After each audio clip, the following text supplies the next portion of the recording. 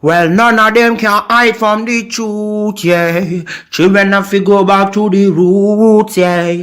None of them can hide from the truth, yeah. Children have to go back to the roots. I'm telling you now, the truth, the truth. Telling you, yeah, the truth, the truth. You have to go back to the roots, the roots. Go to the roots, to the roots. Yeah, man, this is Benjamin out of the Smiling Coast, West Africa, Gambia, representing for the one and only Abu, the big man you don't know, the Soninke warrior, the man that brings the truth, Soninke warrior, the sign of enlightenment, the Soninke warrior, the righteous and the true African. Abu, reveal the truth to them, no matter how them try run from it, because none of them can hide from the truth, yeah. Yes, we have to dig back the roots, yeah.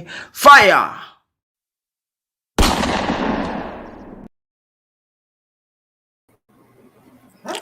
Ladies and gentlemen, welcome to the Afridamus Report. I'm your host, Afridamus. Man, I want to say Happy New Year to all of you out there. Some of you, it's probably New Year wherever you are. I can't even believe it's almost 2022, but it's beautiful. A lot of good things have happened.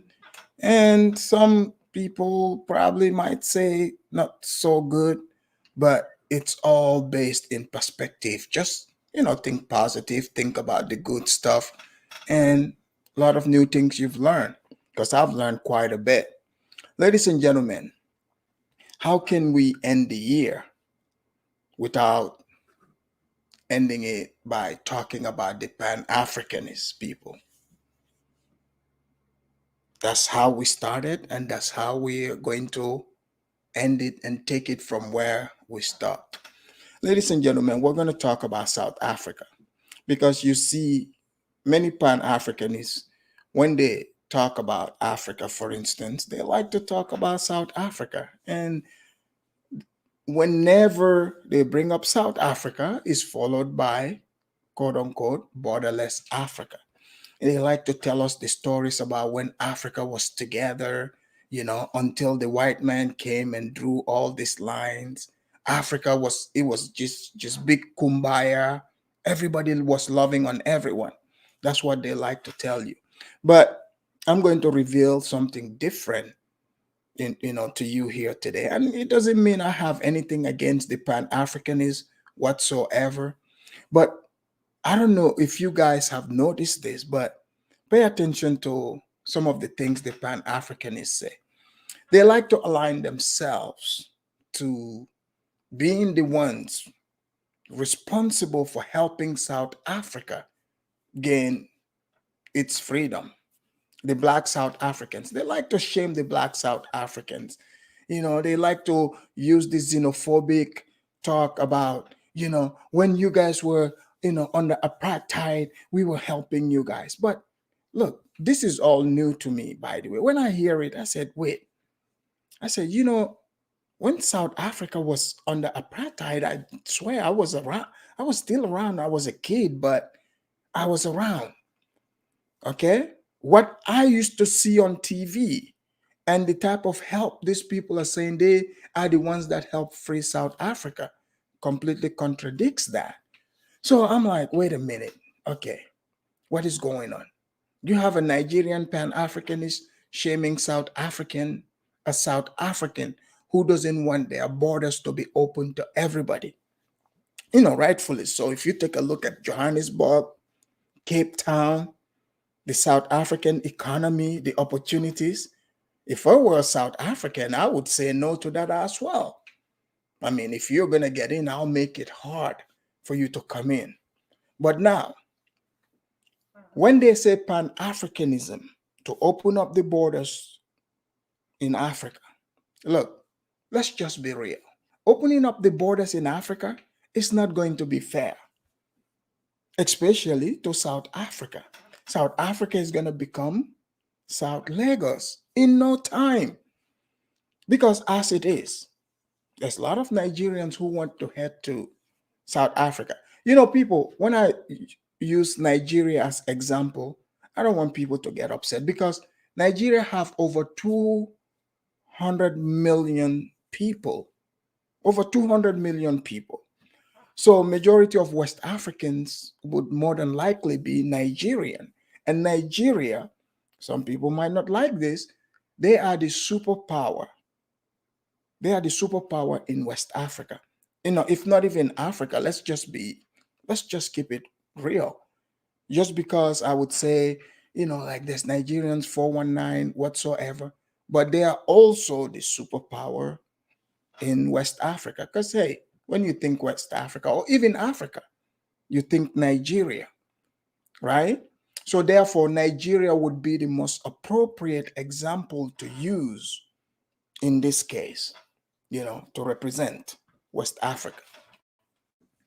So now, in Africa, how many countries are in Africa that people are flocking to try to, they are going over there, the opportunities are available, you know? Which one? South Africa, people are trying to get to South Africa. Plenty of other Africans are trying to get to South Africa.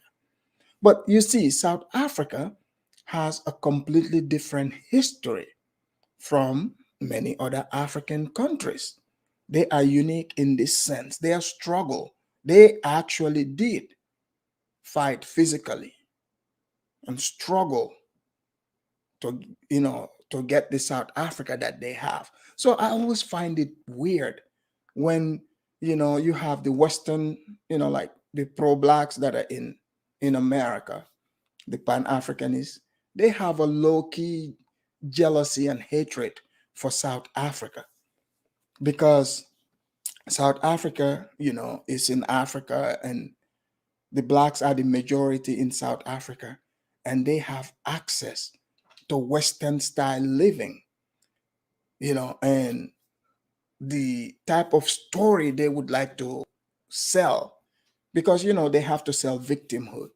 Most South Africans don't want to buy into that because they have proximity to Western standard of living. So they hate them for that. They like to shame them. They would say, oh, you guys need more. You guys are not getting enough. The white people are still ruling you. And I'm like, look, why are you trying to convince somebody who's living in Johannesburg? Look at Johannesburg and compare it to many parts of Africa. It's not comparable. My point is they are doing way better. They are doing way better than, the rest of Africa. So if they open up the borders, that would completely put South Africa at a disadvantage.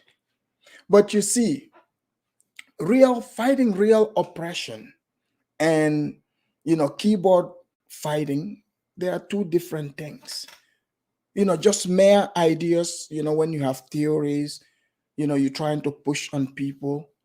I mean, you really think you're doing good until it comes face to face with reality. So we have a guy, Julius Malema, who is a South African politician, and he's a Pan-Africanist. The Pan-Africans love him so much. But Julius Malema, I'm going to play an interview of Julius Malema here. I would say he's the Kwame Nkrumah of South Africa because certain things he said, that's what Kwame Nkrumah's ideas were. But Julius Malema, this is like 2 years ago or whatsoever, but he suggested a borderless Africa. The Africa that the Pan-Africanists like to sell to all of us, the Africa that never really existed, but they said that's what it was like. There was no border until the white man came and drew the lines, but hey, I know that tribalism exists in Africa. There's tribes that exist in Africa. So you're telling me that these tribes did not classify themselves as regions. They did not have a structure where just, anyone can just come and be a part of the tribe. No, that's not true. We know that's not real. But, it's something It's a theory. We can listen to it. It's a possibility. But another theory that's out there too is they said the border separated tribes who were the same tribes. So okay, as if one day the white people just got up and came and said, hey, check this out. Now we draw this line. You're no longer part of this tribe. You can't cross over. No mixing. That's that's not how it happened. You and I both know this, right? I'm just trying to build a case here for you to see where we're going with this.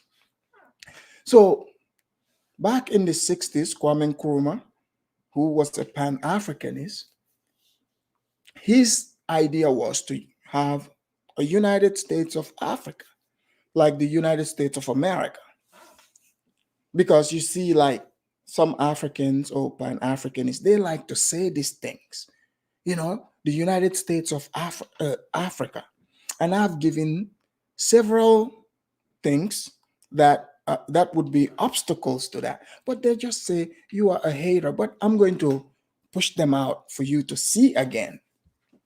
Some suggest that, okay, Swahili would get to be the language of Africa.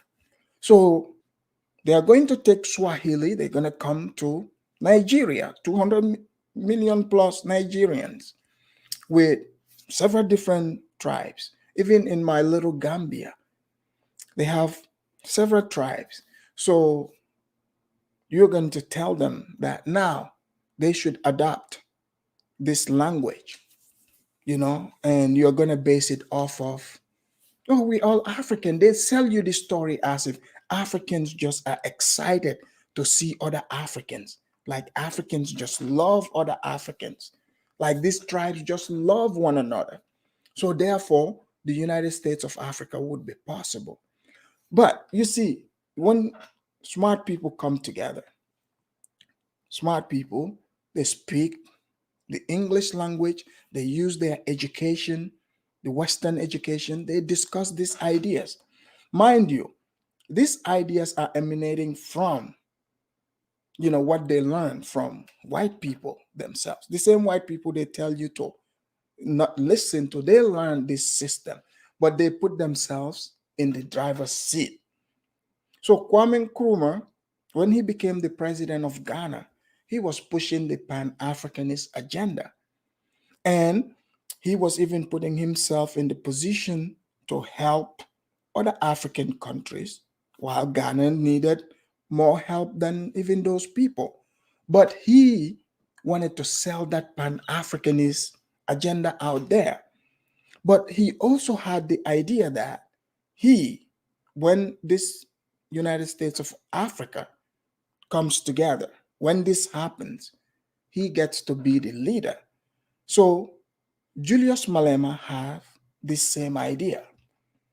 Trust me, it's not like he's silly, he's not aware of realities, but he's going to sell a fantasy here because he knows there are some people who are into this, but he's also aware that South Africa has a bigger and better economy. Doing a borderless Africa, South Africa would be swallowed and become South Lagos. Okay? Plain and simple. But let me play his interview. But before we do that, let me play the disclaimer here and wish people a happy Kwanzaa. Because, Kwanzaa is from the 26th to the 1st. So I got one more day to wish people a happy Kwanzaa. Here we go.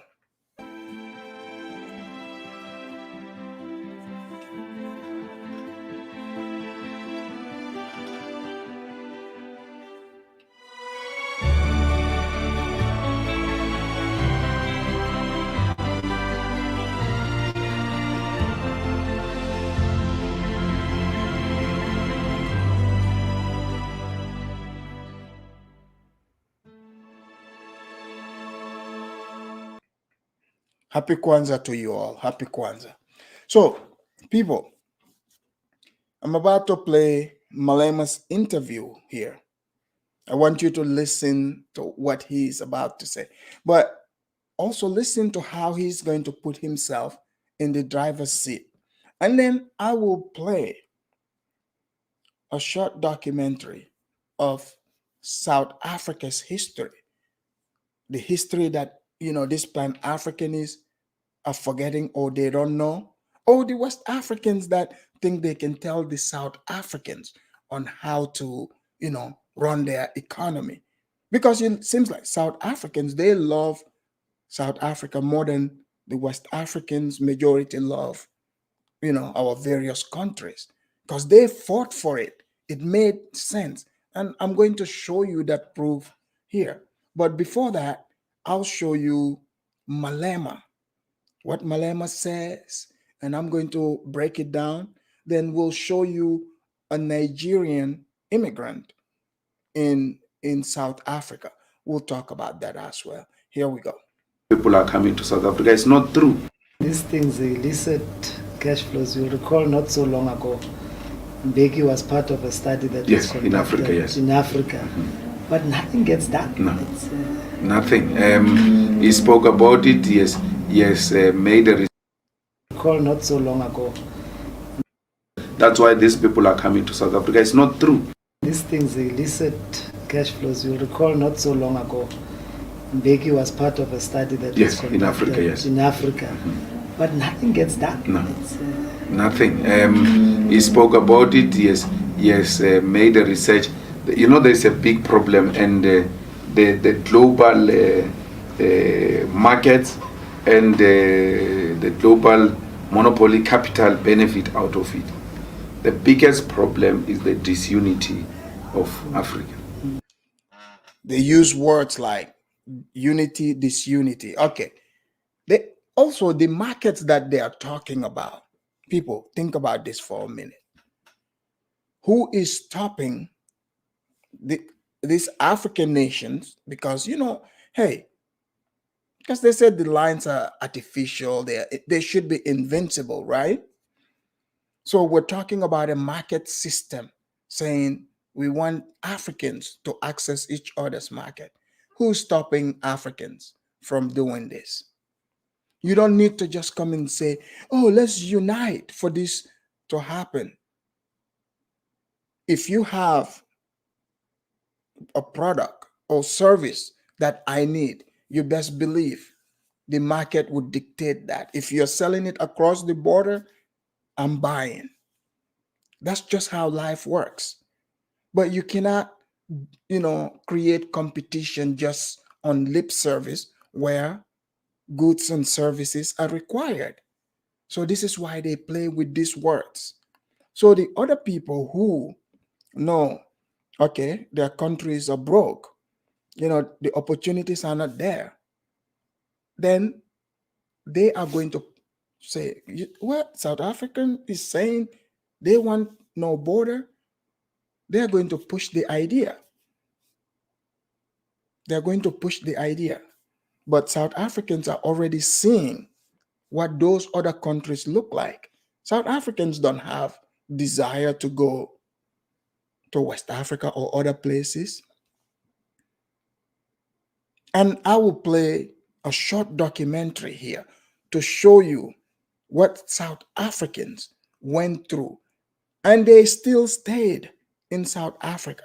They would rather die there than go anywhere else. I'm about to show you here. But they are also aware that there's many Africans out there that want to come into South Africa. They want to use Pan-Africanism to do it. Here we go. They've divided it. They've imposed, borders on it, because they know that once divided, it will never be in a position to challenge them. China has got the biggest population, bigger than us. They are in charge of, they've got one president. India, the same problem. The examples they are giving, like China and India, the people's culture, let's look at it. These are, pretty much almost similar people, similar race, their culture is, it's like the culture here in the United States where, there's a dominant culture that the majority practice. There's a unifying language that, the majority goes by. So you want to tell me a South African can be the president of Nigeria, or Nigerian the president of South Africa? That doesn't make sense, but I'll allow you to hear more. Big population, one president. We have almost the big population as a continent with 56, if not 54 presidents. What are we doing? It's pure division of Africa so that they can continue to exploit the resources of Africa. The day they are done with these resources, they are going to say Africa must have one currency. But you see, when they use vague language like they. But these countries are headed by blacks. We celebrate Independence Day. Are these countries independent or not? Which one is it? But he's using a Pan-Africanist talking point. Mind you, what he is saying, this is not even going to be popular with actual South African citizens. And I'm going to prove that to you here as well. Africa must have one president. It must have one government. It doesn't make sense why you've got so many presidents. It's still making sense now because they are benefiting out of it. The division of Africa is the biggest problem. When I say remove the borders, they say no, these Nigerians are going to bring drugs in. But did you guys see? So what he's saying, he's presenting a theory, but now at some point this theory has to meet facts. Yesterday, back to back, I did shows here about Somalia. You guys have seen. Somalia, they have their own way of doing things. So you want to tell me they're going to agree to this borderless Somalia? Anyone can just walk in? Not that I'm not seeing that. I'm not saying everybody's going to flock there. I don't know if it would be at the top list of travels for other Africans, but I'm just saying. So Malema is using word salad to try to confuse your brain, talking about, in China and India, when he knows well, those places, they have the same culture. They are the same people. Africa is not that way. It's not set up that way. And he's talking about, we have too many presidents because these countries are not the same countries and they are not the same people. it is not Nigerians who owns the clubs where these drugs are being sold to children of middle class. Yes, I'm not saying Nigerians are not selling drugs. So you see what he did? Okay, the South Africans are worried. They say, okay, if we open our border, Nigerians are going to bring in drugs. He said he started with the Pan-African Bible because now he has to defend Nigerians. He said, Nigerians are not the ones, running the clubs. They are not the ones doing this and this. But then saying all that, then just to turn around and say, okay, fine, I agree. I'm not saying the Nigerians do not sell drugs, but what do you mean? You had to, take all these turns just to agree to the argument that people are presenting. So they are trying to falsify reality to try to tell you that, oh, no, Africa is one, all the people are the same. And when I say that's not true, people, they're like, oh, you're creating division. No, I'm just pointing out what is real. If you want to connect with somebody from another country, you can make that happen, based in reality. But to just say the mere simple fact, you African, I'm African, and with the same country, the same way of seeing things, that's not reality. And we know South Africa, look at in the South, they are the superpower over there. And in Africa itself, our superpower is Nigeria. So if you compare the living standards, it's not the same. I know people are going to throw in population, but it's not the same. Even before Nigeria even gets there, I know people like to point finger at Nigeria. Zimbabwe is right over there. Zimbabwe is a broke country right now. They're going to flood the gate. In fact, I came across a video. I was trying to find it again. A Zimbabwean person made a video supporting this idea and trying to shame other Africans. You see, for me, when you're trying to get something from me or trying to get me to do things, I want you to point out the positives and negatives and let me analyze it too. And you should be able to accept no from me. Okay? But you see, the moment you start using shaming tactics, then I don't trust you, because now I'm like, okay, what is this person hiding? Why do you want to shame me to be a part of your program? So now they're trying to shame South Africans, because I've seen it here online even. They try to say, oh, we're the ones that helped you guys when you guys were under apartheid. Now you guys want to turn your backs on us. They try to shame South Africans to make them feel like they owe other Black people. And I can assure you people, South Africans freed themselves. They're the ones that fought these battles, and their battles were televised. And I'm going to share those with you here today. But before I get into that, I want to show you Malema's talking point, his Pan-Africanist talking point. And I bet you, because Malema is not a dumb guy, Malema knows most of the Western Pan-Africanists are jealous of South Africa. He knows this, but he's not going to admit to it.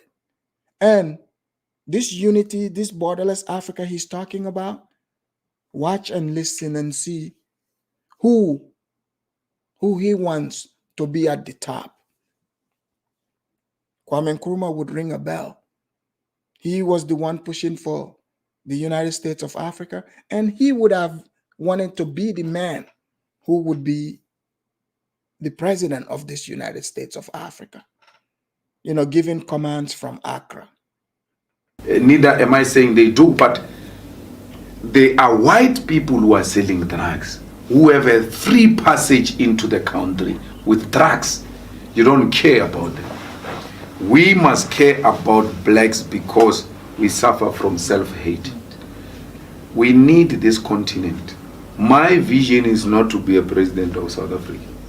My vision is to have one African continent with one mission, with one president, with one currency, with one government, with one dominant language, which will make us to communicate with ease. So you see, his dream is not to be the president of just South Africa. South Africa is too small for Malema. They don't have enough blacks for Malema. You know what? Why don't we just make me the president of Africa, the black factory? Let me, in fact, we don't have enough blacks here. The ones that are here, they are not black enough. I want to be over Nigerians, Gambians, Ghanaians, all of them. And we need a universal language. Malema, you're communicating in a universal language, just in case you're not aware.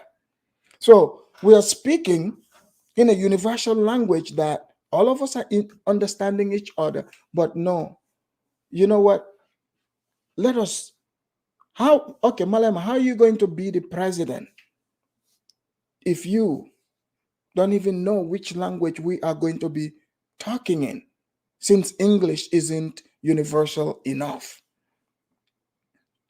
The type of things these people come up with. But I would allow Malema to continue. Mind you, Malema is not just some jokey guy. He is a representative in the South African, parliament. He's a rep from his region. So he's not just some hotep. Okay? He's representing a region. But here we go. Because they divided us and then imposed languages on us, made sure that we don't just talk to each other, not only in the continent, even here in South Africa. This interview, we should be conducting it in our own, one of the indigenous languages that is common and well spoken by everyone. Whites, coloreds, Indians, Africans should be knowing that language. So the thing is, they are just being obsessed with things that common sense would tell you. Look, whatever language that business is conducted in and dominated in, if you are a good businessman and you want to, get some action to that, if the language is required, guess what? You would learn it or be left behind. That's just a fact.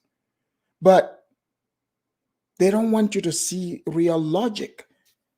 They just want to play these word salads, triggering words in your brain that are comforting, which would allow you to blame an outside force instead of taking responsibility. If you check the whites of Zimbabwe, they speak Shona very well.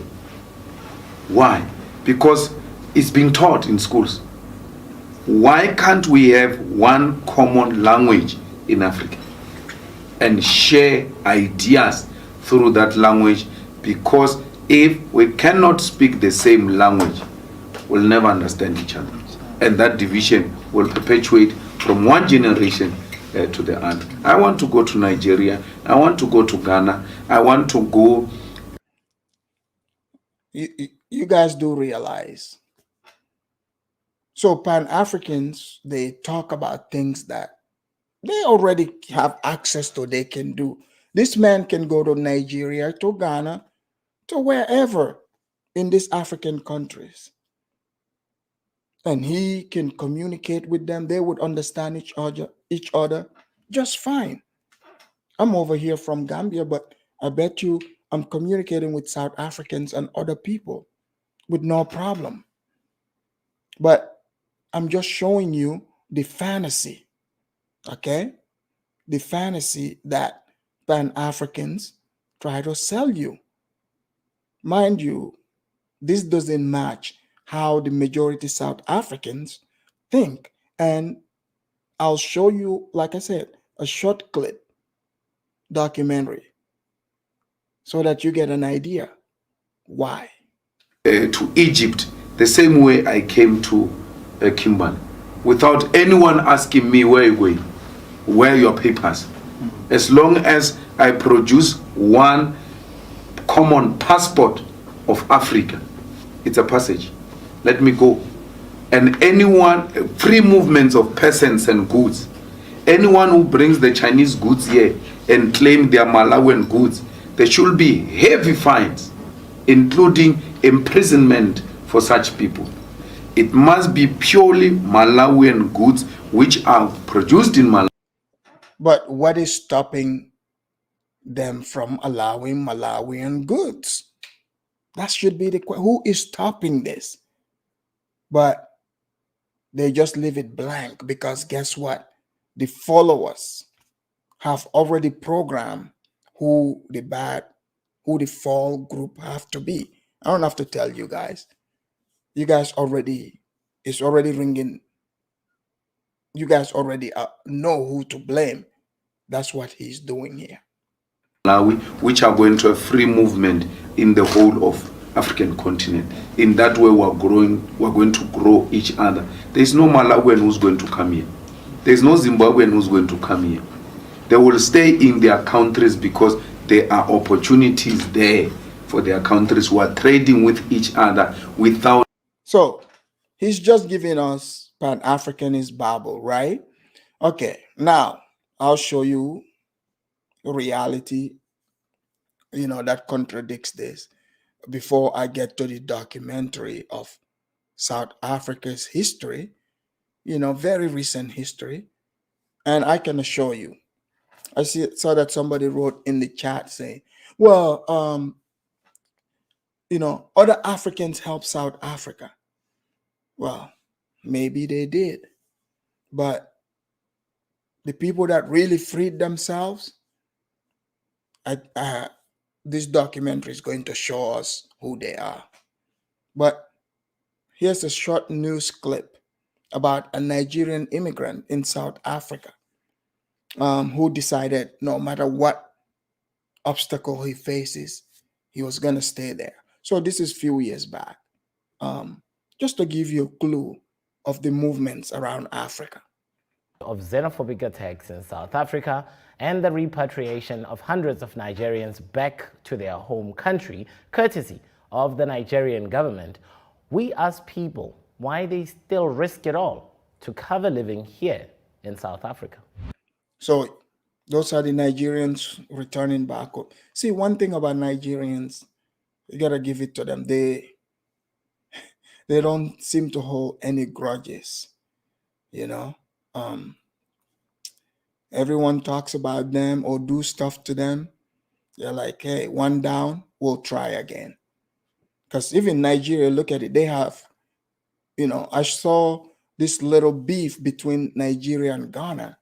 Pretty much it seems like Ghana is using the COVID protocols, the Chinese virus protocols to keep Nigerians out of Ghana. But that's a different one. We'll get to that. But today, this is South Africa. But that's another thing that would hinder the unity of, quote unquote, unity of Africa. In fact, we can talk about that even today when I open the lines. In the last decade, South Africa has suffered 3 flare-ups of xenophobic violence. The first, in 2008, was dismissed by then-President Thabo Mbeki. In 2015, when again poor Africans fought each other mostly in the townships, government again called it senseless violence. In 2019, the third time, it's been tougher for government to dismiss it. In this time, African migrants continued to arrive in South Africa despite... So, I don't ever hear this type of news where other African countries are having the issues of, other Africans pouring into their country. They call it xenophobia, but I can guarantee you, because phobia, I don't think they're afraid of the other Africans. But what they're living out is, the economic, struggle that the migrants are bringing in. That's what the people are worried about. And many Pan-Africanists, they hate the fact that other Africans would be called migrants in other countries or foreigners. Because one Zimbabwean was very upset that they are called foreigners in South Africa. But they are. The risk to life and limb far from home. Nigerian tailor and entrepreneur O.J. Chijioke is one of them. He weaves away at his small shop in Midrand near Johannesburg in hope. My hope for me to stay comfortable, no scared, no fear. And another thing for them to give us paper because police are harassing us. You guys see how I said Johannesburg would become South Lagos. So now you hear he is demanding papers from them. He's demanding papers. So South Africa is going to give an inch and then the migrants are going to take a mile. I know some people are not going to like what I'm saying here, but I'm just analyzing what I'm seeing here. Because if South Africa, they do a borderless South, Africa, truly, South Africans are not it's not a win for them for everybody to come over because they have no interest in going over to other countries. They are cool with where they are at. You see? But now they have many, many illegals in South Africa. So it sounds like this guy immigrated there illegally. You guys thought people only immigrate illegally to America and Europe? No, people are immigrating illegally to even other African countries. Because if you enter there without the right papers, you're considered illegal there. They don't go by skin color. And this is not only in South Africa. Even in Gambia, some people, if they are found to be illegal, they get deported. Believe it or not. Too much. Yeah, because they don't give us paper. This is our problem. But we are taking care of our need. For our children, wife, we are taking care of them. We are hustling every day by day. I wake up my house 6 o'clock, go to work. It's like I'm traveling very far. Yeah, so I need help. OJ says he arrived here in 2007, a young man from Edo State in Nigeria, following a family tragedy. OJ has seen all of the xenophobic incidents in South Africa. So this is what, like, maybe Malema and others should have been trying. I mean, I don't know if it's the same way right now, but these sentiments are there. So they sort of try to ignore that to try to create this fantasy. Maybe this is not a huge problem in South Africa itself these days, like I was saying. But I don't think they want people pouring in. Forgetting is not like this one. This one is terrible. The one that happened now. The other one that happened before, let's call it just a minor. Only a foreigner in a country like South Africa knows the painful struggle of carving out a living here. Political Capital asked OJ why he didn't join the throng of his countrymen and women who took up the offer of a free flight home courtesy of the Nigerian government. For them to send Nigeria away from this country, they are overreacting because it's not good. We are brothers. Yeah, we don't need to go home because we already plant a seed here. So those are Nigerians who were returning back to Nigeria. So now I understand two Nigeria's Pan-Africanists fight against South Africa. So he said they're not going to go home because they planted seed there. At one point, I think he almost said he was almost home, but if you're requesting papers, you're not home then. That means you're foreigner there. That's why you're requesting them those documents. Yeah, a very nice seed. Even our blood is here. Yeah. So when the two blood germinate together, it became a one blood. Because there is no need of fight. Because when I witness the fight, I tell them there is no need of fight. Even I'm telling my brothers there is no need of fight. OJ has 3 other reasons to stay in Johannesburg. My woman is very, very scared. So he's got a South African woman. Let's find out. For that one, he's very, very, very, very scared. Even he was crying. Even my family was crying. They thought maybe I'm gonna leave them, or maybe I'm gonna injured, or I'm gonna follow for the people then injured or people then killed, that kind of thing. I even took my wife to hospital because that incident was very shock because it happened where I stay. It happened there live. Yeah, it was terrible there. Yeah, there was killing people, destroying people's properties. So this gets pretty serious over in South Africa for some reason. Everywhere was so rough. Yeah.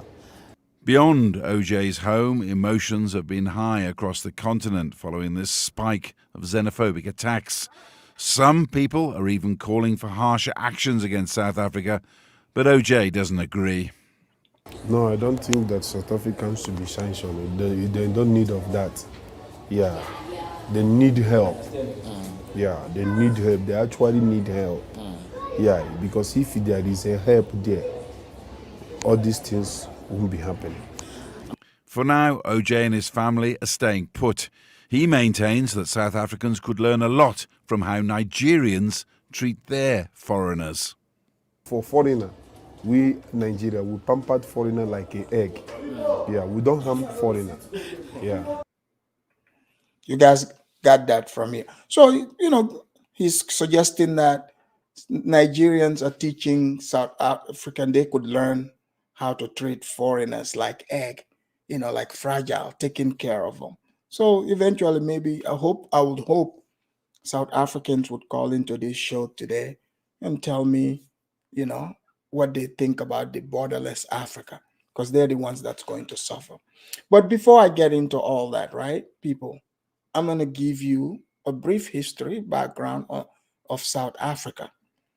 Because you see, South Africa was under apartheid. You know, the whites, you know, created sort of, it's like a segregation system where white people and black people cannot go to the same schools. So the black people have inferior schools, you know, where, you know, they don't have adequate books, you know. So the point is their living standard was, you know, subhuman compared to the white people. And this was a government policy at the time. So the South Africans, you know, and the rest of the world, people are like, no. This is wrong. As you know, common sense would tell us that's something that people shouldn't stand for. And the South Africans themselves said, no, you're not about to treat us as second-class citizens in our own country.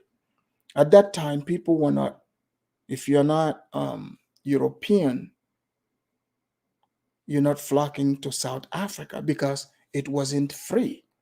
It wasn't free back then. So now, let me show you this documentary. It's a short documentary, and I'm going to be speaking over it as we go, because you can't just use someone's documentary without adding your own taking on it. So here, give me a second.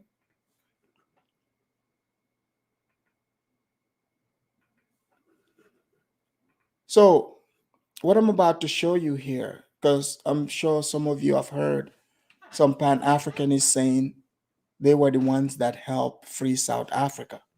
But I'm about to show you that is in fact not true. I mean, did other countries put pressure on South Africa? Sure. Did other people outside say things? I'm sure, but that is not the same as, you know, being in the belly of the beast. Here we go.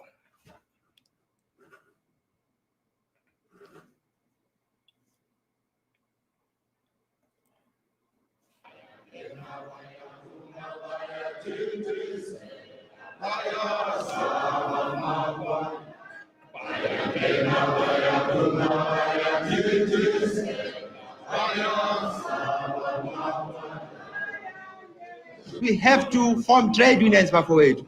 And that would be our only survival here in this country. The only force, the only power that we have is our hands. And the way we can... So this is the South Africa, you know, the rest of the world remembered. So these are actual South Africans fighting for the freedom of their country. So Malema, there wasn't no border talk. I'm guessing Malema, you know, wasn't part of this fight. He was probably a little child, if he were even around back then. In a bid to take the sting out of black anger, the government made concessions. For the first time, black people were given the right to form trade unions, buy their own houses, and to own more than one shop. So people think about it, right? Not even that long ago, black people in South Africa weren't even allowed to own property in their own country. Think about that for a minute. So eventually they were allowed to, quote unquote, allowed to form trade unions. But were they allowed, or they took it upon themselves? So you have to take all that history into consideration. Their history is not the same as, Somalia or Nigeria, completely different. Okay, so, but as you can see, it is South Africans themselves fighting. The state and big business were encouraging the growth of a new black middle class. Nice and upright and nice, beautiful. So this is, you guys see, this is the part that makes Western Pan-Africanists jealous and mad at South Africans for being able to live a Western life in their own country in Africa, because they wish they could do that themselves. Spark from you all a nice top. That's your top. Commemorations. So South Africans' history is similar to black people in America. So their struggles are similar. Services for the 1976 uprisings were an opportunity to voice resistance and rebuild political organizations. We don't want Whitey doing anything for us. For God's sake, man, we want to do our own thing. We want the power. We want to grab power in order that we may do these things for us. It means nothing to us that a few white liberals should start saying we're building better home for blacks. We say shit, man. We want to do it ourselves. So, guys, you're hearing this. This is South Africans in their struggle. Okay?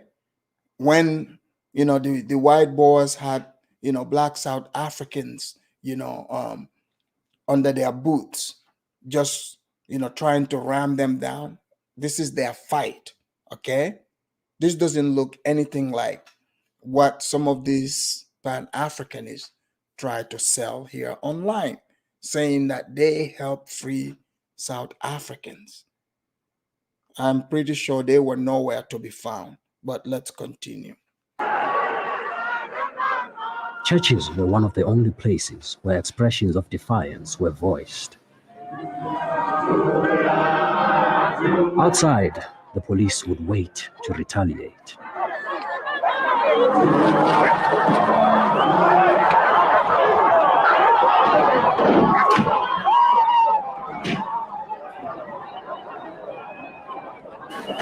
So these are actual footages showing you what South Africans, used to go up against. It's not like sitting in your living room talking about we freed these people or just a mere match. No, this is what they actually went up against. This is actual footage.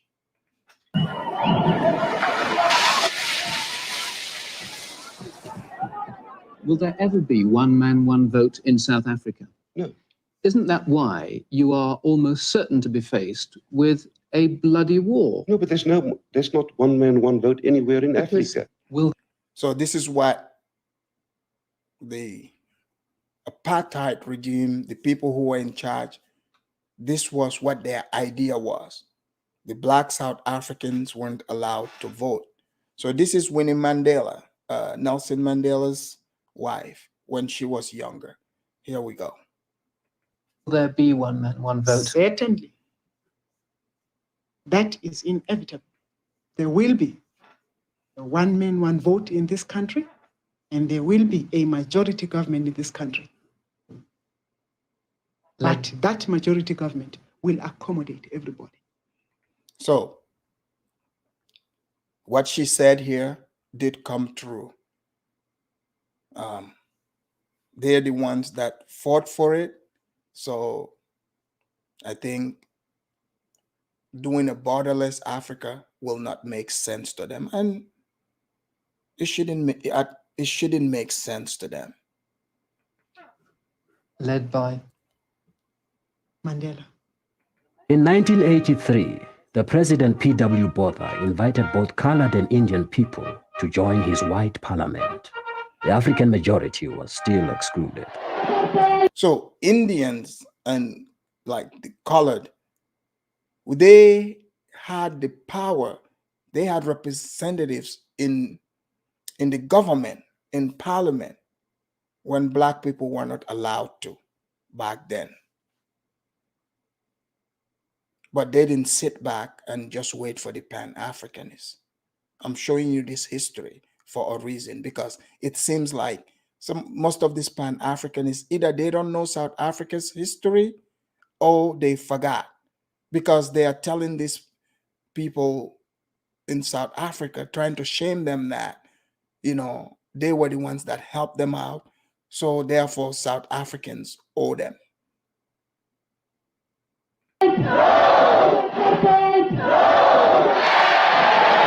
Rejecting these constitutional reforms, anti-apartheid organizations across the country came together under the banner of the United Democratic Front. As long as those who rule us are not inspired by justice, but dictated to by fear, greed, and racialism, we shall not be satisfied until South Africa is one undivided country, a land where there shall be meaningful participation in a democratic process in a government form.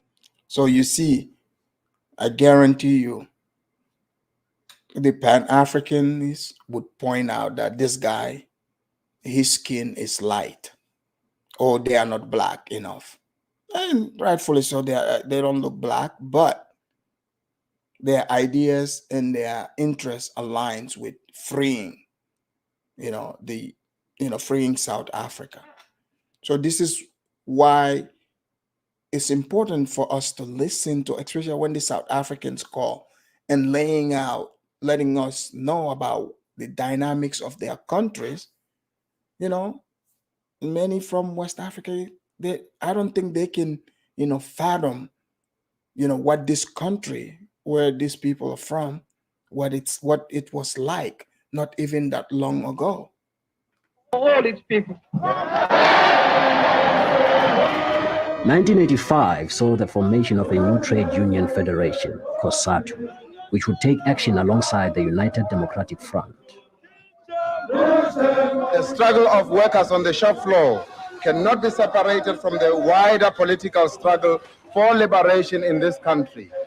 A giant has risen, and this giant is going to confront all and sundry who seek and want to stand in its way.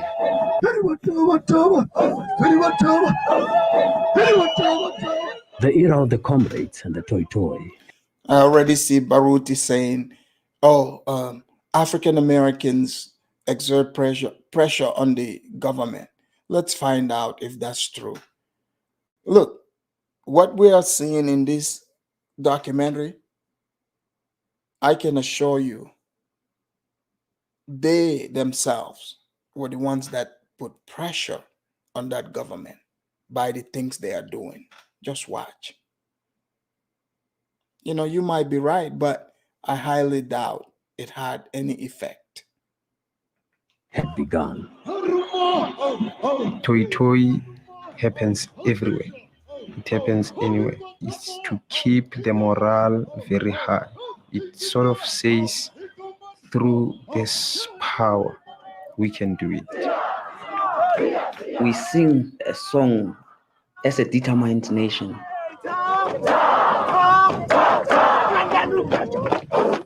And that song contains anger.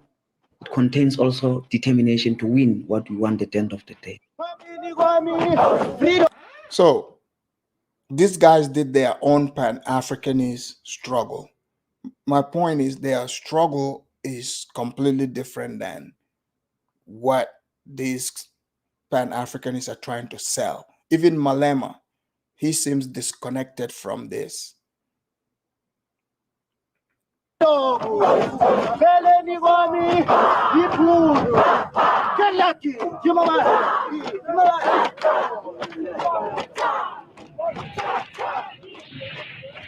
Many young people had crossed the border to join the liberation movements.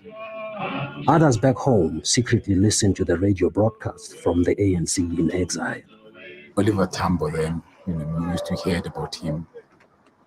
But in real life, we used to listen to his voice, saying things that we didn't even knew that were happening here in South Africa. This is Radio Freedom, the voice of the African National Congress, to spearhead. So, people, just look at, like I said, what South Africa was like, so that you can have a perspective on when you hear these people arguing with South Africans, when South Africans are telling them, no, we're doing better than we used to. They're like, no, no, no, you're still the same position. Now you're seeing for yourself, it was worst. They are doing way better than what it was like before. The people struggle for the seizure of power from the oppressors. You'll hear a poetic voice, somebody speaks about Africa, how it was colonized, and how must it be freed. Then there was a lot of singing, in fact. Those liberation songs. Sometimes you hear the gunshots. Hold on. Christopher Kane. So you said Mandela never lived in South Africa. He only visited South Africa. Where did elaborate on that? I want to hear that. Elaborate a little bit on that.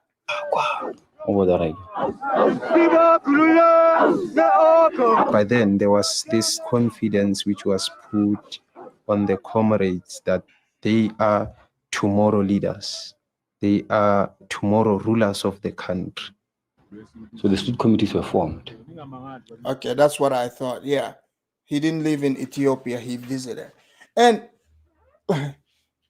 like EYB, I'm not, like I say, of course, he thanked, Black America for support. He thanked other Africans. My point is, like, I've heard people who try to say to South Africans, we're the ones that came and, helped freed you guys. Some of them even telling them, like, you guys didn't even do anything for yourself to free yourselves. So that's why I wanted to highlight this. If they didn't do it, they wouldn't be free today. To educate the people, to organize the people, to make them aware of what is happening in the country. When there was a stay away or boycott, they will do it knowing very well that they don't want that and that and that and that, unlike in 76. We organize them on issues that affects them.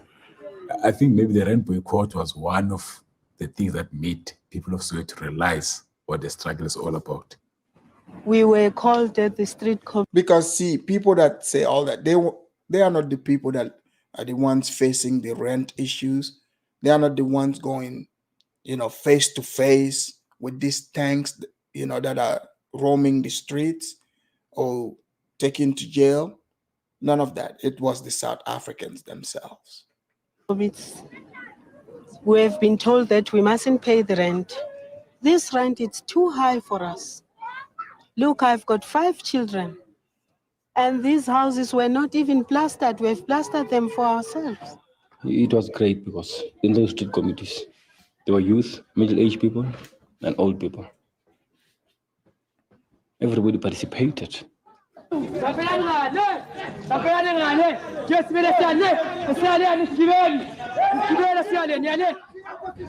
have to make a... So you see, this was when South Africans lived like, African poverty, was rife through the place. Now the standard is up, but back then they probably have, real African poverty level. You guys know the level I'm talking about. If you don't, somebody please help define African level poverty. Apartheid unworkable and our country ungovernable. The accomplishment of these tasks will create the situation for us to overthrow the apartheid regime and for power to pass into the hands of the people as a whole.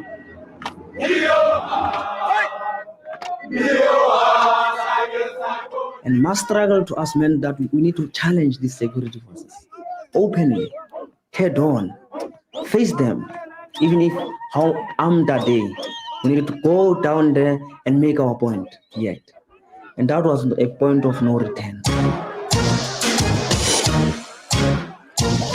In the townships, young people rendered the streets ungovernable. So you can see they rendered the country ungovernable. How did they do it? By being physically present and just creating chaos, real chaos in the country. Like, okay, you want to treat us like second-class citizens? You don't want us to have freedom. Now you don't get to be free either. So they're the ones that did that. It's different than somebody just walking around in the streets of New York and saying free South Africa, versus what these people are doing here or singing on stage. I'm not saying those don't count, but you cannot, after doing that, and then compare your effort to the actual people that I'm showing you here. Governability was a mixed blessing for the political leaders. Many of the young lions were beyond their control. They know only one language, the language of the Caspars. We have no arms. We have stones. We have boxes of matches. We have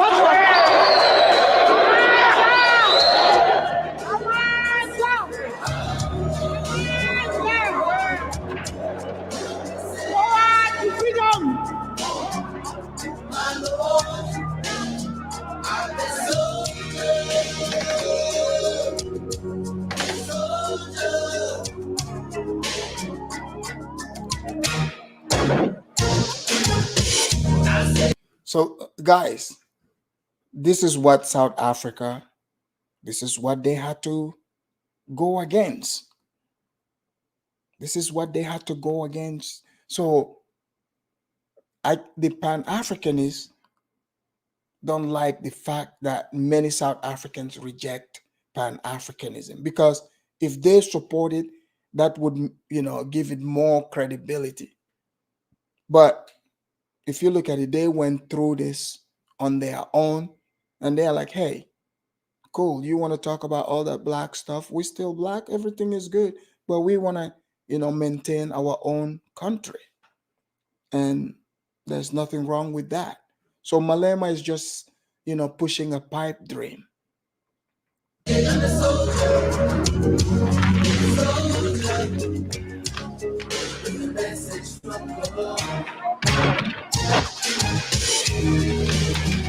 How can we sleep while we are outside? My Lord!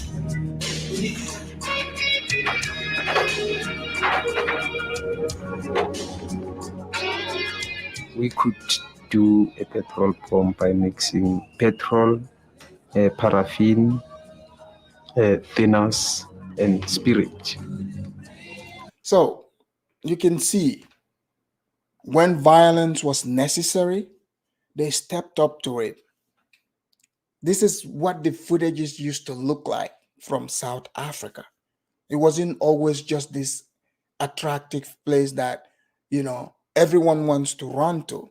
So they paid their dues. So it makes sense for them to love the place and reject this Pan-Africanist pipe dream. It's almost over here in a minute, but I'm going to drop the line when we finish this documentary so people can come in and tell me what they think about what I'm saying here, or what they are seeing. So I'm going to drop the line in a little bit here. Just be patient. And that one was the most explosive one. One would be famous for throwing a petrol bomb into a Casper. So he became brave. He became a hero in our time by that action. I am prepared to release Mr. Mandela if he would say that he rejects violence as a means to reach and to achieve political end. So did you guys see how much pressure the South Africans put on the apartheid government? And back then, that was one of they want to put condition on what he has to reject for them to let him free. But they didn't have any choice. They had to let him go free. The South Africans did that themselves. My father says, I cannot and will not give any undertaking at a time when I and you, the people, are not free. Your freedom and mine cannot be separated. I will return.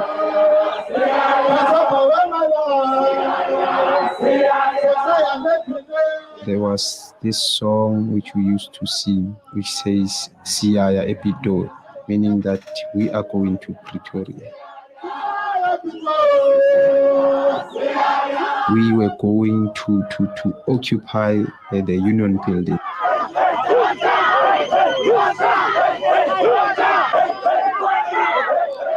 We felt that P.W. Porter must be removed once and for all. I've been lenient and patient. Don't push us too far. Don't push us too far.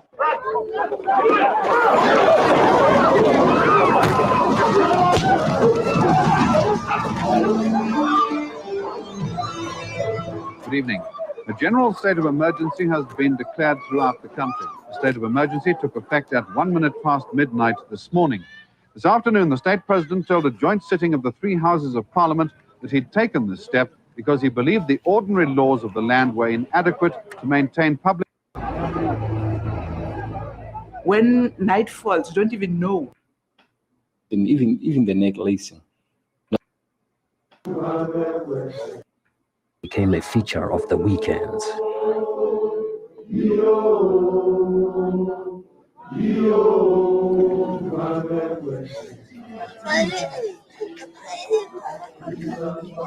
God, we do believe you are in charge. God, we do believe that we will be free. But why must the cost be so high? That's Desmond Tutu. He just passed away.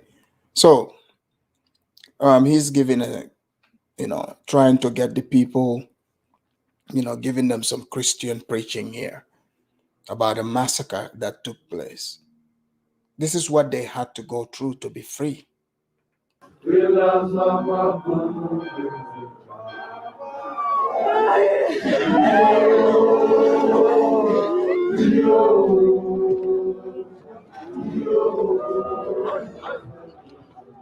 African National Congress commands and urges all of us to act for unity and as one. Let this be the year of the most powerful offensive against the apartheid regime and its puppets. It is us who have put South Africa in the road correctly for freedom. It is us also again who have been managing to run day-to-day struggles, sustained struggles to weaken the black local authorities that were not even accountable to us. We made this country very much ungovernable. There were signs all over the show, all over South Africa, that South Africa, if it doesn't make any positive response, if it doesn't even negotiate with genuine representatives and leaders of our people, it shall run a risk of being a wasted land. Okay. You guys, you hear that? So my point is, this documentary fully debunks the story that some of these Pan-Africanists are selling online. And that is not to say other Africans did not help in other ways. I just wanted to put a real picture on it so that these Pan-Africanists can get off their high horses and understand what reality is. I'm about to drop the link here, people. So you can come in and tell me what you think about borderless Africa, if that's even a good idea. What is other countries going to get from it? What is the benefit? If Julius Malema's dream is even a real, possible in Africa. So let me drop the link here so you can come in and, give your 2 cents. Okay, the link is dropped. Let me pin this here. Give me a second.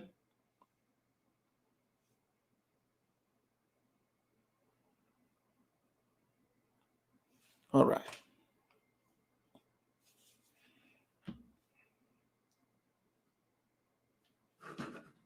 All right, the link is in the box now in the chat section.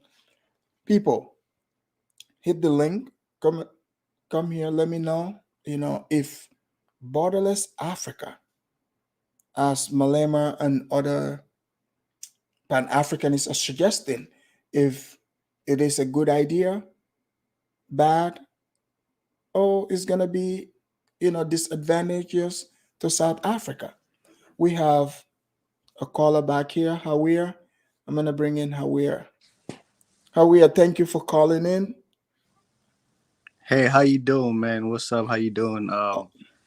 I just want to say, first of all, happy Kwanzaa to Thank you. all the people that are celebrating Kwanzaa. I know a lot of ADOS, celebrate Kwanzaa. So, happy Kwanzaa.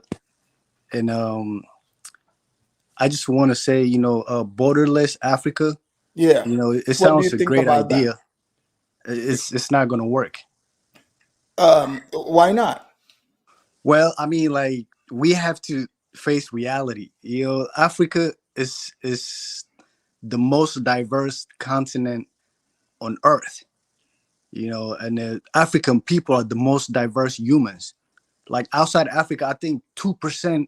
Like, if we talk about human genealogy, like, outside Africa, it's only 2%. And Okay, Black people are like 98, make up 98% of all human genealogy. So did you see the interview of Malema that I played here? Yes, I have. So do you think? So are you saying that Malema is just presenting a pipe dream, even though like he's comparing China to Africa?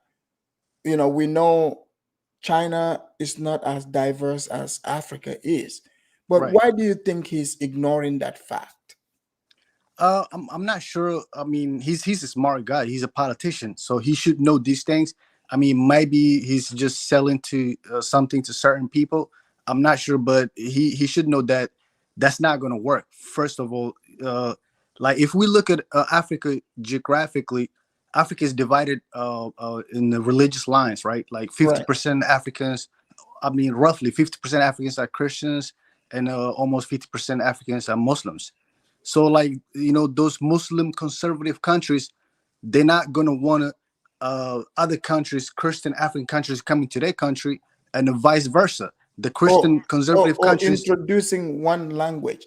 Do you think he'll be able to introduce, let's say Somalia have to speak Swahili or whatever language they chose?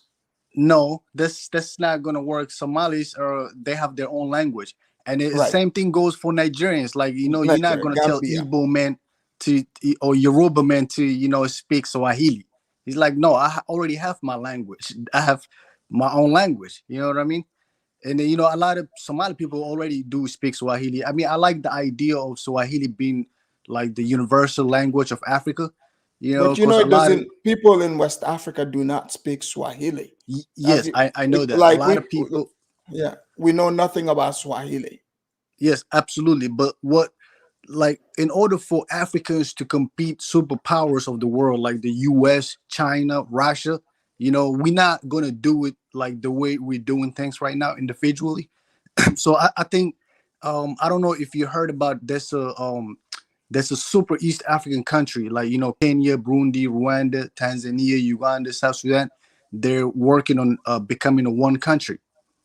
So things like that might work in for East Africa, and the same thing for West Well, Africa, we North already Africa. have that in West Africa. It's called the ECOWAS. Right, but they don't have. Nigeria. Nigeria is the superpower in West Africa. You know that, right? Yeah, I agree with that. I don't know why people argue about that. Yeah, people want to argue. Yeah, Nigeria is definitely the superpower in West Africa. Look, let me say something real quick. Like a lot of people, try to put down Nigeria, and oh, there's a lot of poverty. But you got to understand, Nigeria is the most populous country in Africa. Right. Almost 200 million. So you're gonna find very, very rich people. You're gonna find very poor people. You can find anything you can find in Africa, you'll find Nigeria. Because that's just the biggest country if we talk about population. And I was mostly talking about, because like I gave Nigeria as the example, right? Yeah. And like South Africa, because South Africa has a more robust and Western style economy and living. Right. So opening the doors, don't you think that would be, disadvantageous and detrimental to places like South Africa? Yes, absolutely. Absolutely. 100%. Like South Africans don't owe anything for Africans. Yeah. Like we got to give South Africans a break. They went through more than any other African country. I mean, we remember it was just like 1994. They were still in apartheid. Right. I didn't see a lot of Africans going to South Africa, helping them physically. We're not talking about governments. Like we didn't see Africans physically going to South Africa, helping them with their struggle. They did everything for their own. Right. So they deserve everything that they have, and they deserve to be xenophobic. I mean, little bit, you have to give them a credit. They haven't had that freedom. Other Africans, we've been free since in the 60s. Most Africans, colonialism ended in the 60s. Right. And in South Africa, they didn't have that freedom. So they had to fight for everything, and when they're a little bit xenophobic to other Africans coming to their country, I understand where they're coming from. And I'm not going to give them a hard time for that. But that being said, a lot of, bad people in South Africa take advantage of the situation, using that excuse to loot, poor immigrant businesses and stuff like that. That's not right. Right. That being said, but South Africa, I don't think it's going to benefit them if we open Africa. Yeah, because like you said, they're the most developed African country. Yes. So like, why do they have to open their doors when the other Africans are not as developed as them? You know what I mean? That's a smart one. Thank you very much. I'll put you in the back here for a sec. And we have Josie Gold from South Africa. Josie Gold, thank you for calling in. Yes, greetings, Afridamas. How are you? I'm doing well. So Josie, what do you think about my take on South Africa? You're from South Africa. As far as the borderless Africa goes, and my description of what Malema is saying, and the short history that I presented. Can you speak on those? Okay, Afridamas. Look, first I want to start with that whole thing that many Pan-Africanists, even other Africans, like to paint this picture that they freed South Africa or they pushed for it more than South Africans. And like you proved that by just playing that documentary, that's not true.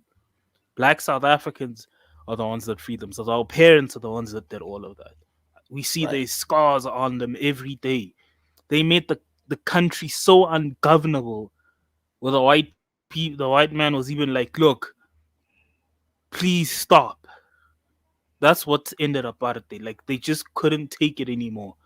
Things were so ungovernable, they couldn't do anything. All their businesses were just not functioning. That's what truly ended apartheid. Look, I'm not denying that there was help from other countries in Africa and in the diaspora in America. It was there. And I'm not going to downplay it, but 90 something percent was our people. Right. They're the ones who ended apartheid. They're the ones who just made it so ungovernable. Whether like white people today, if you speak to them, an honest white person, they'll tell you themselves. Well, the films don't lie. They just couldn't do anything. Yeah, the films don't lie. I mean, like P.W. Botha, that man, he was the president at the time. The guy who was saying he'll release Mandela if he denounces violence, so on and so forth. He was the worst president out of them all. Because like that was just before he implemented the state of emergency of 1986. But for whatever reason, even after they implemented it, they just continued. They just couldn't stop them. So for me, everyone that comes before me, all my parents, my uncles, my aunts, my community, Soweto, Alexandra, all over Johannesburg, I thank them with my life. I'm glad I didn't have to grow up like that. I'm glad I didn't have to go through the things they went through. They're the ones that ended it. So, in fact, I'm glad. Without them, I'm glad you called in, Josie, because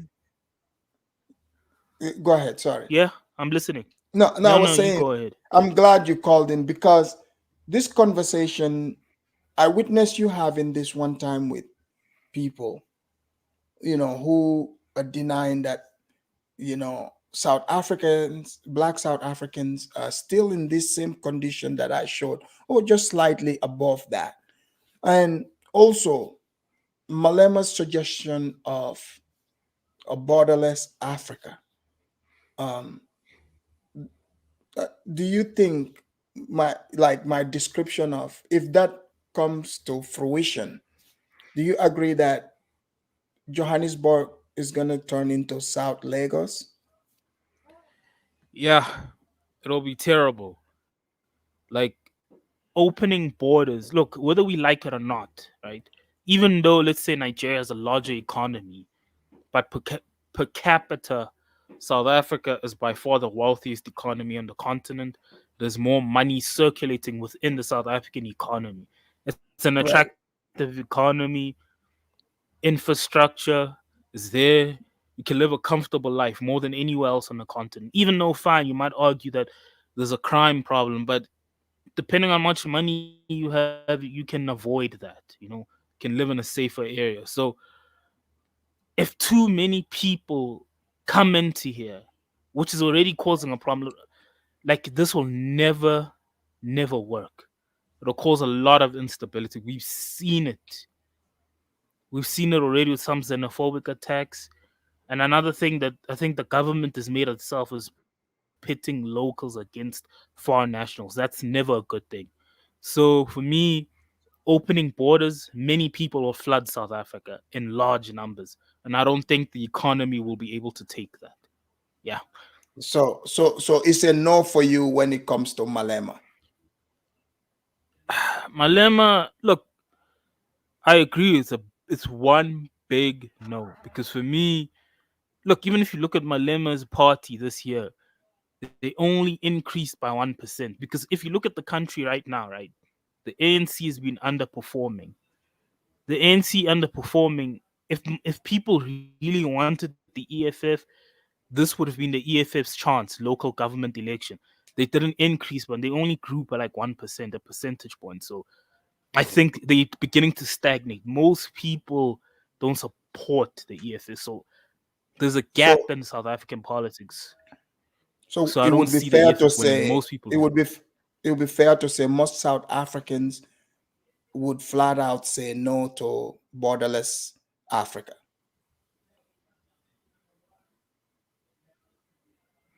Yeah, a huge no. Like you just need to watch videos of South Africans when they asked about this.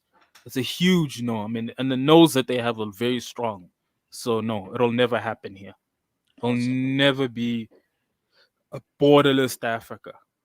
It's just not. South Africa won't be part of it. Other countries can do it if they want to, but South Africa's not gonna do it. And another thing that ticks many South Africans off is that many people out there,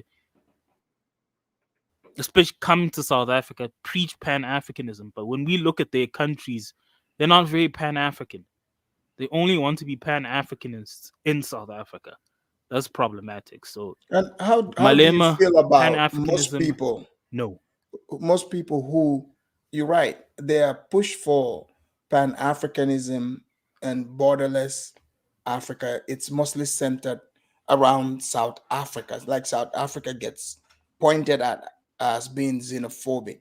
Do you think it's a shaming tactic to try to force you guys into this delusion? Look, for Thomas, I can't lie and say some South Africans are not xenophobic. It's there, but I think at the same time, there are many governments who've completely failed, and them failing, they want other countries to pick up their citizens. So, like, because now we've messed up, you need to come pick up our citizens. Our citizens must come live in your country, so we don't have to deal with them. That element is there, shaming people to avoid their own responsibilities, and a lot of Pan-Africanists they play into this the most. They're the ones, like, there's a Pan-African and another Pan that was telling him, hey, look, your country's citizens are running to my country large numbers and it's causing a problem. And he tried to make an excuse by saying something along the lines of, no, it's because your people are not moving up in your society much faster. I mean, you've got to be kidding me. Come on. There was no Yes. accountability from this guy. Yeah. Yeah. Well, that's yeah, I know exactly what you're saying. We have Fuller Sport. Fuller Sport, thank you for calling in. Fuller Sport, what do you think about, borderless Africa? And do you think South Africa would become South Lagos if that happens?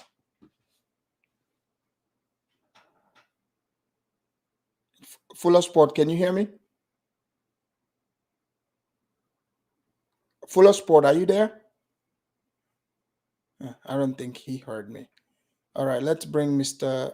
Untouchable. Mr. Untouchable, welcome to the Afridamus Report. Where are you calling from? I'm calling from the Caribbean. Caribbean, what country? The Bahamas. The Bahamas. Thank you for calling in. So, Mr. Untouchable, borderless Africa. Do you think if they remove the borders in Africa today, South Africa will become South Lagos? Here's what I think. I don't think that you should just completely, all of a sudden, remove all the borders in Africa. Understanding that the initial borders were created via the Berlin Conference. On the outside force, Pan-Europeanism created the African states as we know it. No, but let me finish. I'll let you go. What I think is. No, I wanted you to clear this part. Go ahead. Because you said border prior to 1884, right? So what's your idea of what Africa borders were like back then? Well, I think that Africa was contrived different kingdoms. I may be wrong about this. You can correct me. But I believe that the Africans should define their own borders. Right. And decide as far as, the different provinces or kingdoms, or because I've been listening to your channel, and it seems to me that many continental Africans have a very tribalist. I don't like to say tribalist, but it is the countries are it's run by tribes. Okay, so people like to ignore it, but it is a reality. Okay, so we'll go from that point. So I think that as men should sit down and redefine their tribal borders. Now that may create a lot of chaos, but I think that they need to go through the process of redefining Africa within themselves. I think that that So, is a okay. What I'm hearing is, if they, so that's what Malema is doing. Do you support his idea, or the problem I have with Malema is a Marxist Leninist. I am not.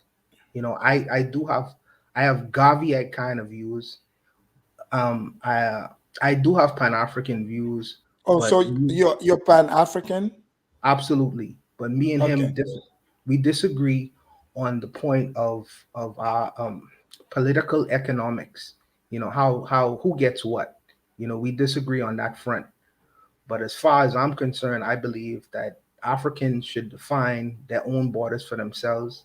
It shouldn't be an external force defining their borders. Pan-Europeanism, it seemed I to have to have worked respond to very you. well.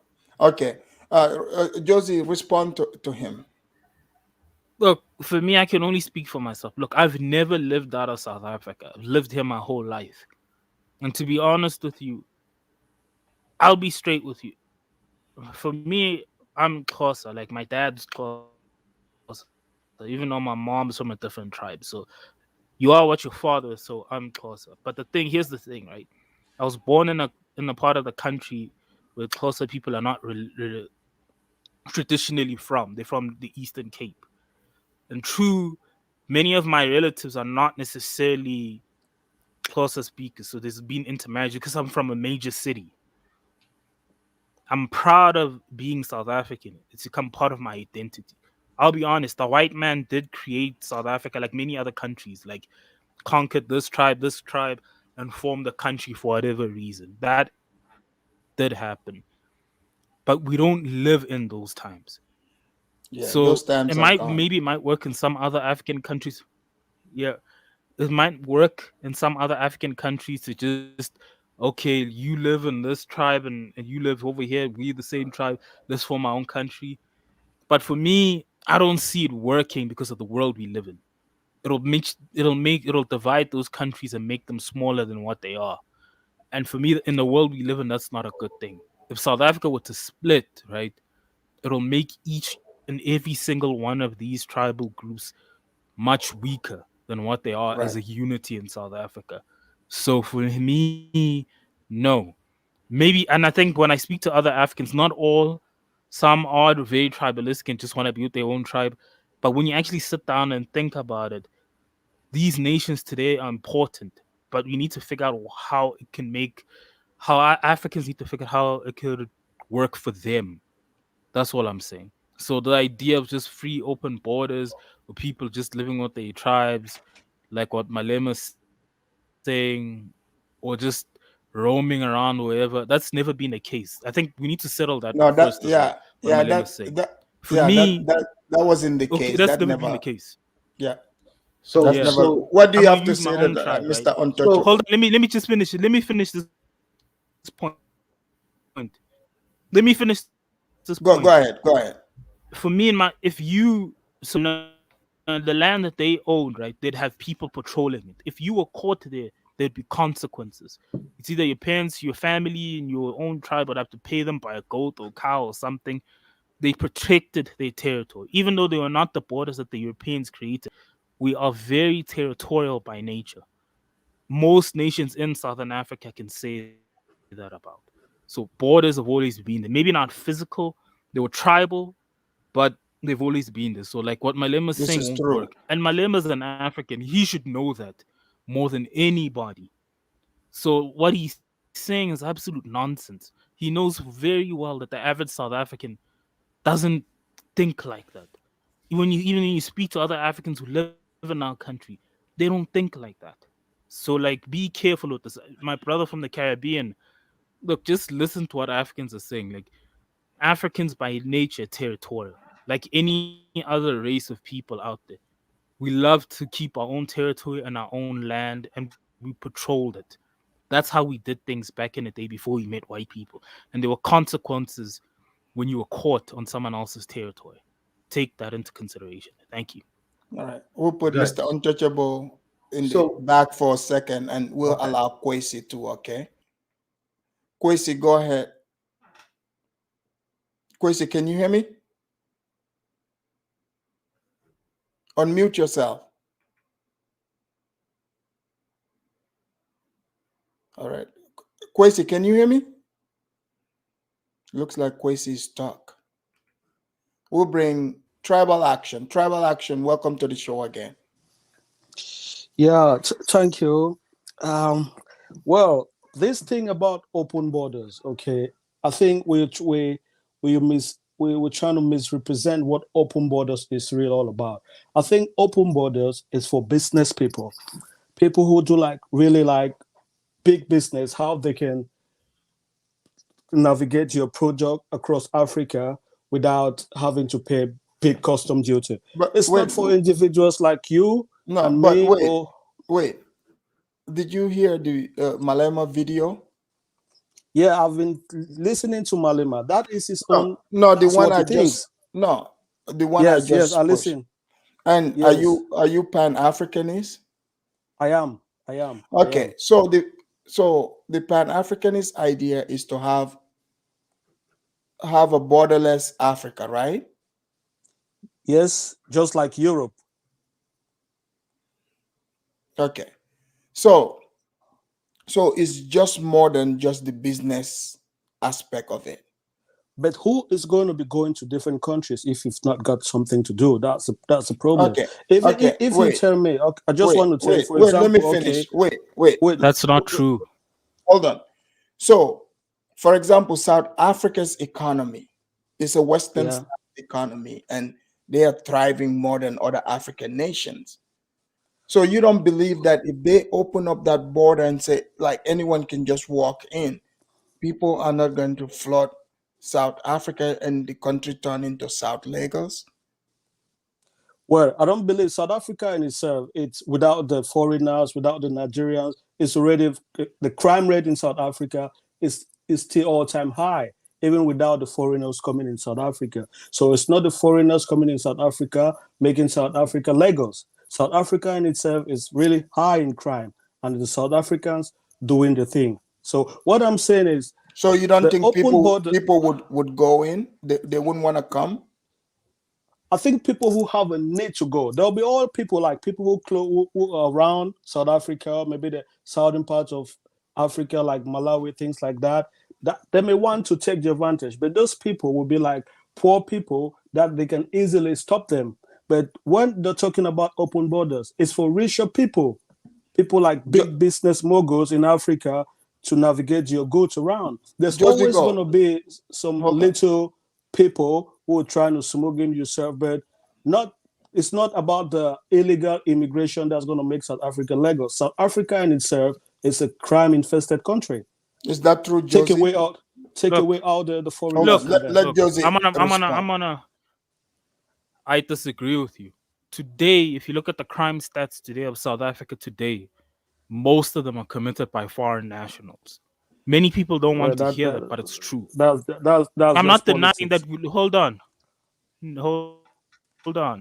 I'm not denying that we've always had a crime problem. It's the truth. We've always had a problem with unnecessary violence. That's true. But if you look at recent years, crime statistics, most of the violent crimes and many of the crimes that are done in South Africa today are mostly done by foreign nationals. Am I saying they know South Africans are committed? Hold on, I'm finished. Let me finish. I'll let you talk. Well, you're not talking truth. That's why I want to talk. I'm talking. I'll let you talk. Look, those are the stats that are coming out today. Like you could argue with it, you could have your own opinion. But hold on, let me finish what I'm saying. Is it written somewhere? Let me finish what I'm saying. I'm talking. Talk sense. I'll let you talk. I don't have them with me, but I'm talking. Yeah. It's just the reality on the ground right now.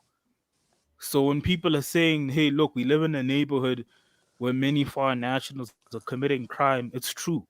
Many are. And even what you're saying about open borders, rich people in Ghana, Nigeria, Kenya, whatever, they're not really traveling like that. Let's not lie. It's mostly poor, destitute people that are traveling in large numbers. So if you open borders, those people, they're the ones who are going to come through running. That's a fact. It's not going to Well, be business okay. people. Business people, if they want, Can I business answer? person travels, hold on. A business person, a real business person, if they want to go to, they can go to any country they want to. They don't have those issues. I'm just saying. Okay. Can I say So something? in South Yeah. Africa, this doesn't match what tribal African is trying to suggest here, to say it is people who just have business there want to come, the people that have the money. Which No. Can I say something? Yeah. Yeah. What I'm trying Go to ahead. say, if there is an open border, okay, there are companies that are making these things for companies. Each and every country will have its own immigration rules. So when they say open border, everybody cannot just go into any country. There's still gonna be some private immigration But rules why to don't they still just filter. say To still filter. But what I'm saying, let me finish. but why What I'm even saying, use this that thing is for language? what? Why What language? even say borderless? Because even the EU is not borderless. Well, the EU, they've got their own thing. For example, okay, me, Like I what can you're go to saying. Nigeria, 3 months, I don't need a visa. It's still sort kind of a borderless. Okay. But even if I go there, I still need to pass through immigration. Like if I need to go to to Italy, my Europeans, they still have to pass through a kind of immigration just to filter them, but they're still free to move. Like poor people around South Africa are not coming to South Africa to make crime. Okay, like the real poor people, they're just coming to look for job. Maybe you don't like them, fine, but those who are doing crime in South Africa, that should be the South Africans themselves. Okay, It's not, okay, from what you're saying, I get that. Your position is no, it will not be South Lagos, and Yeah. South Africans shouldn't be worried. Okay.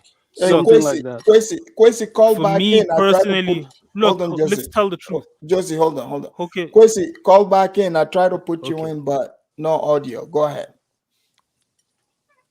Okay, look. It's a well-known fact that there's certain countries from certain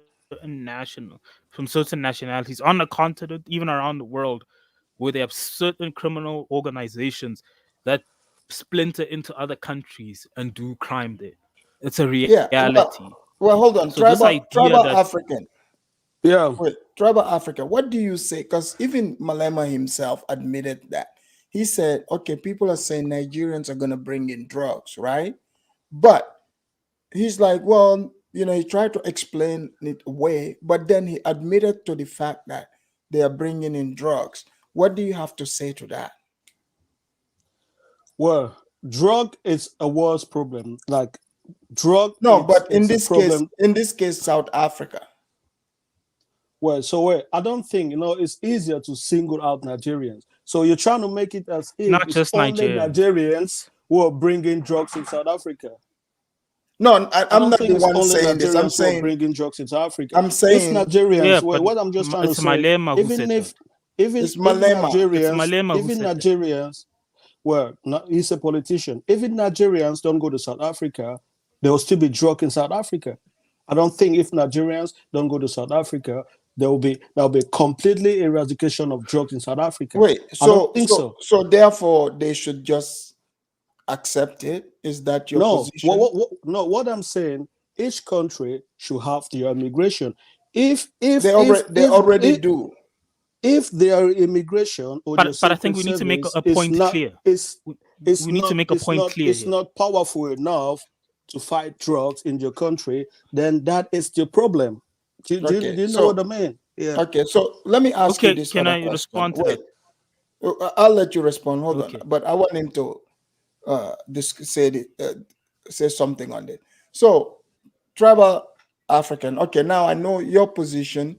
You think the borderless is a good idea. So, what about like Pan-Africans that think that South Africans owe them, and because they are the ones that help South Africa be free? Do you hold that same position as well? Do you think South Africans owe? South Africa and any other country in Africa don't owe nobody nothing. South Okay. Africa don't owe my country nothing. My country don't owe South Africa nothing. Nigeria don't owe anybody anything. So what I'm just trying to say, we Africans, like, we depend so much on foreign good. What I'm trying to say, to export something from my country to South Africa, it's more expensive than for me to export it from my country to this maybe 3 countries apart. So when they're talking about, but that's what I'm saying. Maybe some people have their own reason about borderless. You know, they've got this little hate, disdain of other African people. But what I'm talking about the economic factor of a borderless Africa. Yeah, That's what is going to be. That's what is important.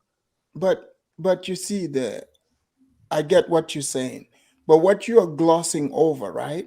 South Africans pointed that out, and Malema admitted to it. But your response is drugs would still be in South Africa. Okay, Yes. let's allow Josie Gold to respond to that, and then I'll have Kwesi, ask Look, Kwesi.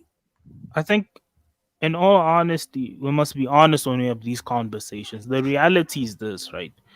There's certain types of drugs that came in with foreign nationals, not just Nigerians, but even others as well that were not there before. Are people gonna blame Nigerians for all drugs? No. But if you live in, let's say, a neighborhood that has a lot of Nigerians selling drugs, you're gonna say Nigerians are selling drugs in your country. That's just the reality of it. And this whole borderless thing, Africa, you can't call something borderless. And when people say, "Hey, look, we don't want borderless," and then you start shifting and saying, "No, only for business people." If you're a real business person, traveling into any country is not a problem. Most countries, you just need to have it's not just a about certain. Hold traveling. on. It's about Let me finish. duties. Let me You're not getting the point. finish. You're talking Let about me individual finish. people. Let me finish. Let me Speak. finish, because the problem that people have, especially in my country, is not the business people. If the business people really wanted to make that happen, they could make that happen. It's the legal traveling. Most people who travel, especially on the continent, are destitute people.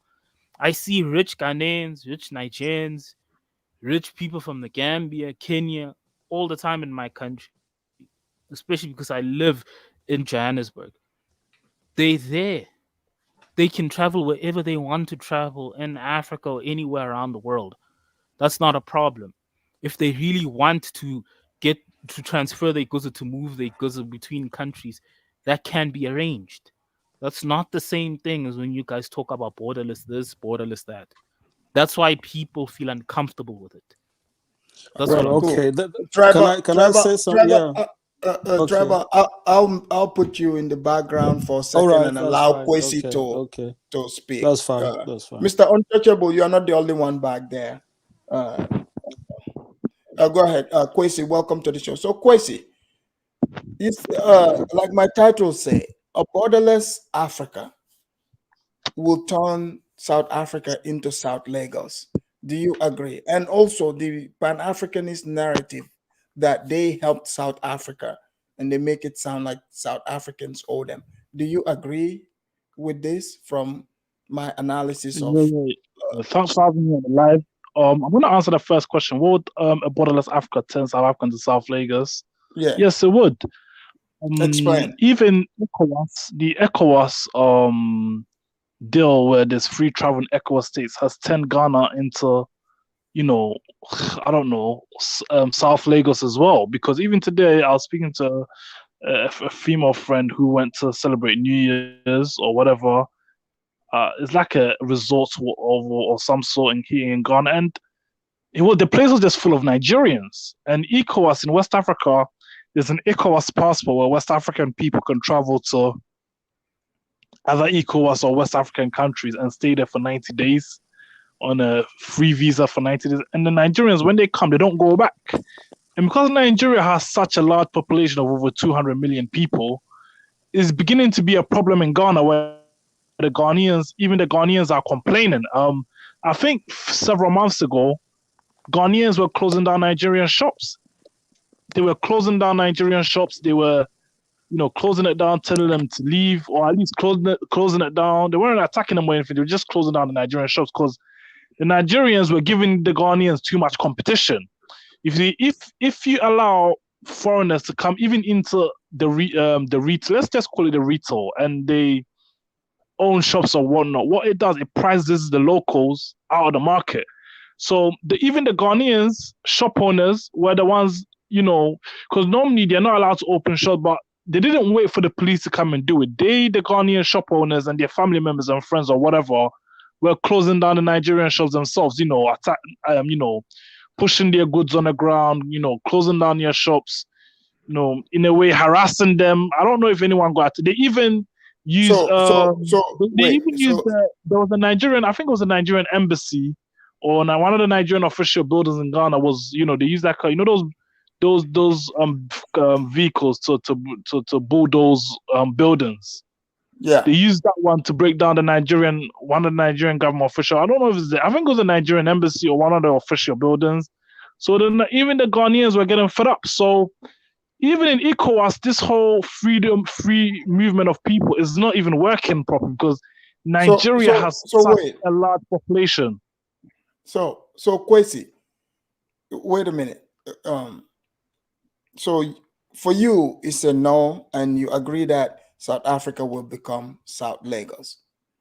So Josie Go. So Josie Go, you hearing this? Do you agree with Kwesi? 100%. This thing won't work. It's a bad idea. We've seen it. Xenophobic attacks have happened in my country more than once.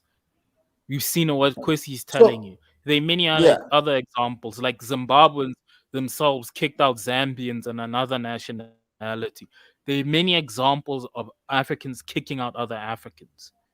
I'm just saying. Yes, that's what I'm. So Kwesi, you're saying in Ghana, because I saw a video also that surfaced where it seems like Ghana is using the Chinese virus to limit Nigerians from coming in, because it seems like the way the video was presented, like people coming in, even though they took their tests, it shows that it's negative. But everybody else, when they show up to the Ghanaian airport, according to this video, they all showed negative, but the Nigerians were the ones showing positive. Is that a technique? Like they're taking advantage of it to keep Nigerians out. Yeah, me personally, I've not heard of the video you're talking about. I'm going to research it. I guess it's on YouTube. I'm going to research it on YouTube and have a look at it. I think the Ghanaians are beginning to complain in places like Tama. Tama is another city. It's near the city of Accra. There is another city where the Ghanaians in Tama are complaining. Tama is, if you talk about Ghana, the most planned city in Ghana is Tama. That's the only place where the first president of Ghana, Kwame Nkrumah, used the money that Ghana had from the cocoa industry to actually build. So Tama is built, is well organized. They have good roads. It's also among a few places in Ghana where they have, in the Western world, we have the people who come in these big trucks and they come to collect people's bins. Yeah. It's also one of the few places in Ghana where they do that. So that's how well organized. And in those places, the local people are complaining there's too many Nigerians. And then there's places like Central Accra, La Paz, Abeka, Kanishi. People who own shops are complaining there's too many Nigerians opening shops. So they were the ones that made the first move to close down the Nigerian shops and even attack the Nigerians and attack a Nigerian official building and bulldoze it down. Because the thing is that when foreigners begin to come into your country and they begin to compete economically with the locals who are struggling already with their shops and taking jobs away from the local, that's when the problem starts. So it's not that they have a problem with the Nigerians being there, but they have a problem when the Nigerians begin to, outperform them in terms of making money. That's when the problem starts. Because nobody cares something in their country. So Kwesi, do you agree that Nigeria? Do you agree that Nigeria is the superpower of West Africa? They're the superpower in terms of, having the largest economy, if you put it that way, and they have the most money. So yes, you can call, if you talk in terms of, culturally speaking, their music also dominates West Africa. So if you put it that way, then yes, they're the superpower. They're called, in terms of their music, their movies, entertainment industry in terms of having the largest economy in West Africa. Yes, you can possibly say that. But so pretty much so then Kwesi, then you wouldn't have an issue with the quote unquote xenophobic attacks in South Africa then. So because the Nigerians are facing same thing in Ghana too. Yeah, the thing is that I don't have. It depends though. Because you see, now I'm going to answer your second question when you said other Africans feel that they liberated South Africa, right? Yeah. That's the next one. Yeah, I think the other Africans, their role in South Africans obviously freed themselves, isn't it? That's something I've said many times. They freed them. They were the ones that were, facing bullets, doing the fighting and the protesting and getting murdered and whatever you could. They were the ones that were actually out there doing the fighting and the dying and whatever was going on there. They were the ones doing it. But I think that what a lot of it gets a bit complex because a lot of Africans kind of feel that they have a claim to South Africa as well. When you listen to other YouTubers, isn't it? But do you think other African nationals, a lot of Africans feel they have a claim to South Africa in terms of they're not saying they can go to South Africa and do whatever, but they feel that they helped South Africa. You see, they feel that what the Africans are saying. I want to say I'm talking in general sense here, but let's for example, Mozambique's role. Mozambique had for the war for independence with the Portuguese, and their help in South Africa is that they gave a lot of the ANC training camps. So if you know anything about the South African history, you would know that the government at the time, the white government at the time, was carrying out airstrikes in Mozambique on ANC training camps in and around Mozambican village, airstrikes with fighter jets, and a lot of Mozambican citizens lost their lives as well as the ANC, let's say their foot soldiers or whatever they were training there. So that's when. What about like somebody from Ghana or Nigeria? No, I'm talking in general sense here. And in if you know anything about some of the African countries like Zambia and Tanzania, you know that those two countries in particular, they share the same anthem as South Africa. They may, in terms of the tempo, they share the same national anthem as South Africa. If you listen to the anthem, even the lyrics of the anthem is basically the same as South Africa, because those two countries in particular, they seem to have had more hands-on. You feel me? In Zambia, for example, the white government of South Africa was carrying out bomb attacks on South African citizens who were living in Zambia, and a lot of Zambian citizens were getting killed in these situations. So I think that's where, the fact that they gave exile to the leadership and Oliver Tambo opened radio station from Zambian. So a lot of Africans from those countries, in particular, maybe the border of Mozambique, the border country like Mozambique and, Zambia, Tanzania, and a few of them may feel that they sort of helped. I think that's the angle they're looking at it, because if you know anything, a lot of South African Namibians were in exile even in Ghana, and Ghanaian government had to house their students and, give them jobs and pay for holidays for them. But do you think that should give the people this entitlement then? No, I don't think is a big enough contribution to demand entitlement. No, because I think they would have liberated themselves if other Africans helped or not. It maybe would have taken a bit longer, but they still would have liberated. So it's not a big enough entitlement, but you see, that's the thing, though. That's how. Josie, do you think they have any entitlement? Let's allow Josie. Now, I want to say something. The problem here is that their leaders were taking money from a lot of African countries. I'm talking about the ANC. They were taking 10 million from Nigeria, 6 million from Mozambique. They'll go to Somalia to get weapons, to train. There's a group, is it MLK or MKV or something? They've got like a military wing. MK. So they may need uniforms and weapons for them. They'll go get loan, or they'll ask for another country to give them money to buy the weapon. So a lot of African countries were giving them these things. So it is their leadership that was basically pimping other African countries. The thing is that the leadership didn't even spend the money. The money that the leadership were getting from the other countries, which was supposed to obviously, develop their community or something. They didn't do it. The leadership just put the money in their own personal bank accounts.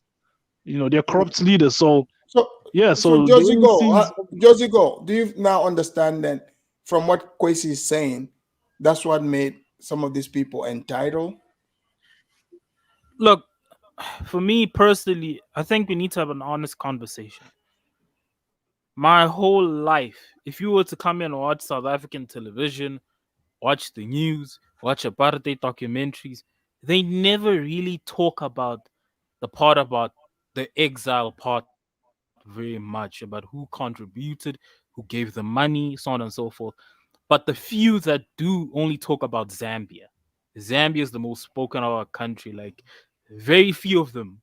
But the ones that they do speak about it, they speak highly of Zambia. That's what I know.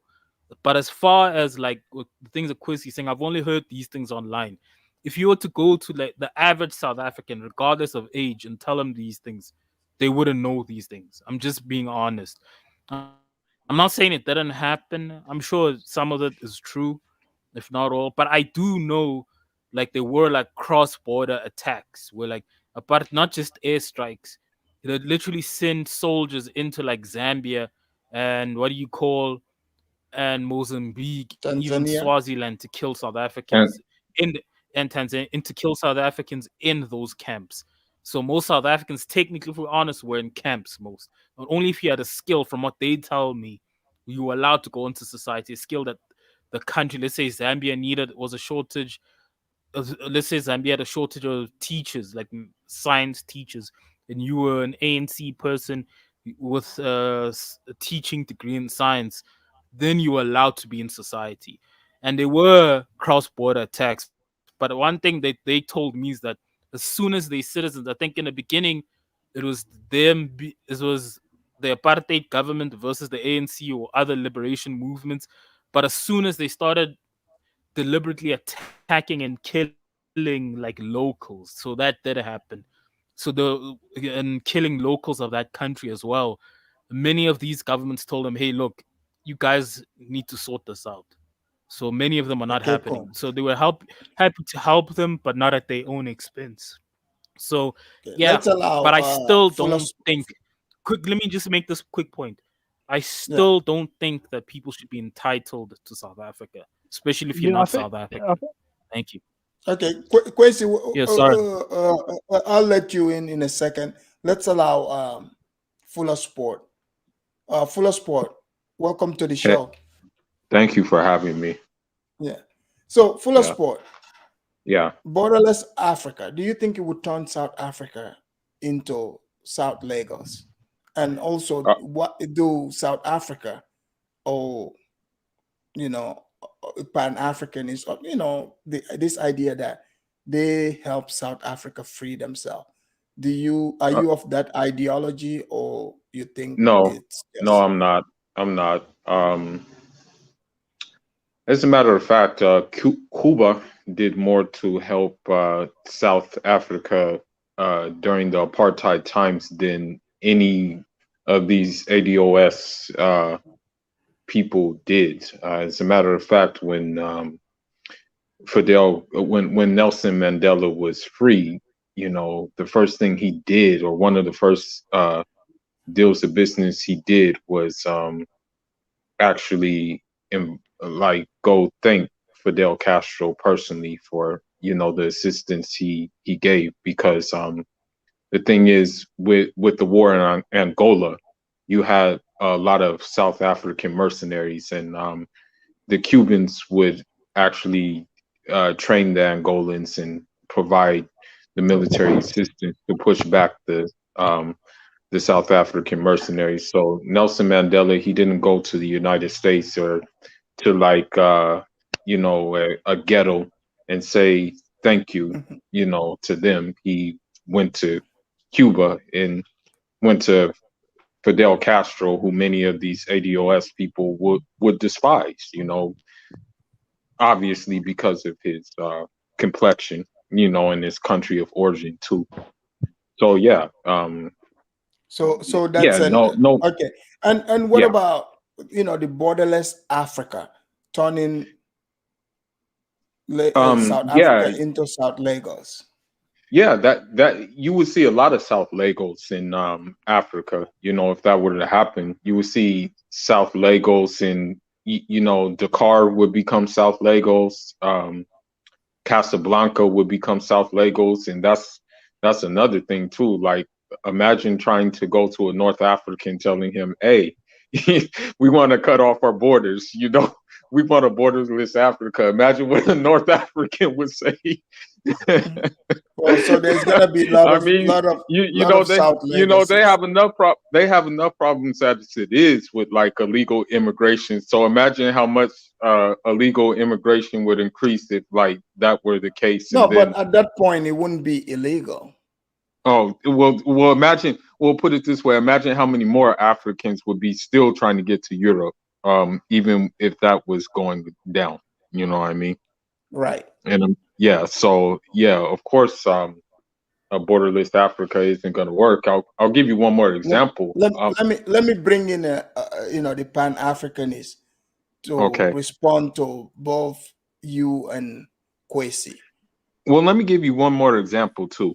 I was reading a story and I was like, wow, this is crazy. But in Nigeria right now, there's a big cattle rustling problem. You know what I mean? But little did I know that it wasn't only the Nigerians getting in on the fun, but because how Nigerians like treat foreigners and stuff, there were also Senegalese and Mauritanians there, cattle rustling as well. So cattle rustling is a old time ancient job, that's been around in West Africa forever. Yeah. People don't even realize that, you go there, you kidnap people's cattle and but the thing is, because of the open policy, like now you have Senegalese and Mauritanians getting in on the fun. And imagine if it was a borderless Africa, how many more people would get on the fun? Oh yeah, them Senegalese have been in that fun. That's nothing new. Trust me. People, like I said, because Nigeria is populated, we only hear about Nigeria, but there's a lot that goes on, in West Africa and Africa as a whole. That's why I hit different places one at a time. Tribal African. Can you hear me? Yes, I can hear you. Okay, tribal African, you've heard what Kwesi said, full of sport. So now that's why I brought you and Mr. Untouchable, because you guys are Pan-Africanists. But tribal, it's okay. So tribal Africanists, you heard what Kwesi said. The situation where he said Ghana also is having issues, with this is the thing. Okay. So I want you to respond to Kwesi. Yeah. I think what was really interesting, it was the tone in which he was speaking. He was like proud of it, Well, let's not focus on the tone. Let's focus on what was said. Let me finish. Yeah, he was like proud of it. The Ghanaians are breaking down the Nigerians. They're going to catch up the diplomatic ties. They're burning the shop. But this is the thing with Africans. Sometimes I think it has to do with inferiority complex. This is what I'm going to cast out there. Chinese are doing terrible things in Ghana and in most African countries. They're going right to the local business and competing with these local people. And there is no outrage. Ghana is even making Chinese people chiefs. That is unheard of. That is an abomination. If they were to do that to Nigerians... Allow Kwesi to respond to this. Kwesi. I've not finished. Oh, okay. Kwesi, can you hear me? Let him respond to it, because I don't want it to be too long where we would lose track. You would get the opportunity. Go ahead, Kwesi.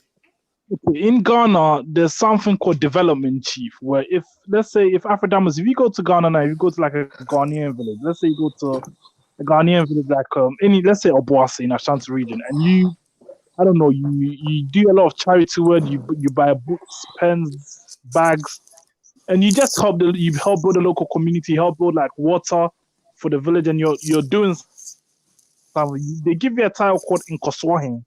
And Also, Koswahi in the honorary, Ghanaian language honorary basically chief. means, yeah, it's like an honor, it's like a development chief. Someone says it's an honorable title. It's not like an actual chief with power, but it's just to honor you for the help you've given to the local community.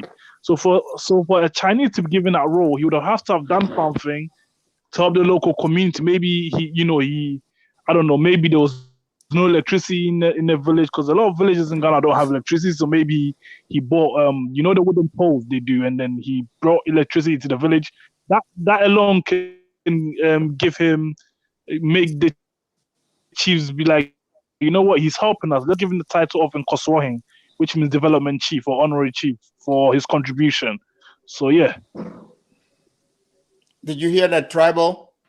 Yes, yeah, that's the excuse they always make. But what I'm saying is this: there are, like, I'm talking about the Chinese. The Chinese are doing more wars in African countries. They're Like when you say more exploiting- wars, like what do you mean? Okay, okay. I just want to take an example. Let's say Ghana. Let's talk, because we're talking about Ghana.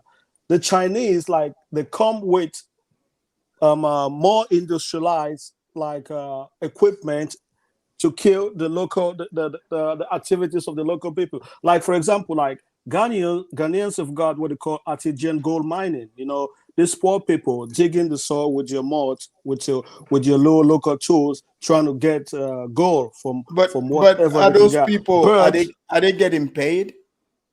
From who? No, they're trying to get things by themselves. You understand? I think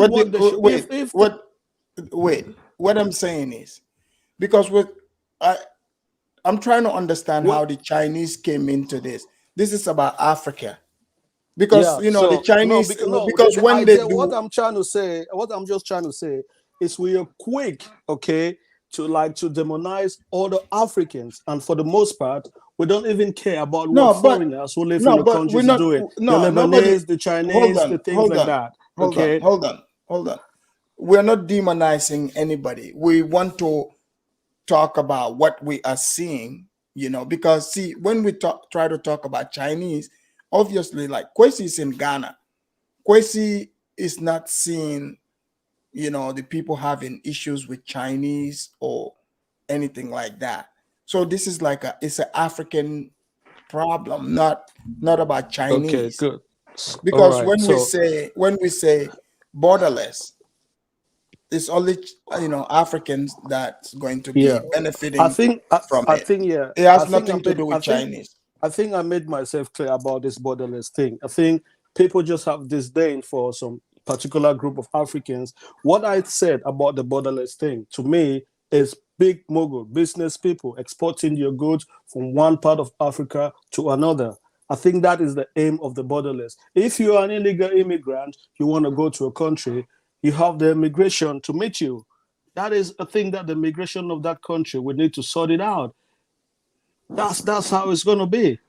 Okay. Then I say again, like, for example, they are from Cameroon. The Ghanaians in Cameroon, some of them are doing like petty jobs, like the managing. They've got selling their kente. Some of them are shoemakers. They're thriving. They're competing. They have competition with Cameroonians. But no one is going to say, "Oh, look at this Ghanaian. They're doing the same thing like me. Let's kick them out." But just the fact that some people think just because these other nationals of this country are in my country, they're competing with us, we have to kick them out. That is disgusting. I don't even know where that mentality, where that idea is coming from. So what we're saying, I think Nigerians are very good people. If you know the amount of foreign nationals who live in Nigeria, you'll be overwhelming. If Nigerians start to kick out all other Africans in your country, it's going to be a huge wave in Africa. We don't even think about that. Did kick out Ghanaians though. They kicked out over 1 million. So it's a beef now. It's just a personal thing for you because they kick out Ghanaians, they kick out Nigerians from Ghana. No. Nigerians kicked out Ghanaians. No, over 1 million Ghanaians were told. Even recently, Cameroonians were complaining that Nigerian music has been played too much, and Cameroonian artists were making. No, it's not Cameroonian artists. It was a one in Besa that said that shit. And you know what happened? Trophies had to invite a Nigerian artist just to tell him you are a fool. he had to invite a Nigerian artist to come play in Cameroon. That was bullshit. That's just social media rubbish.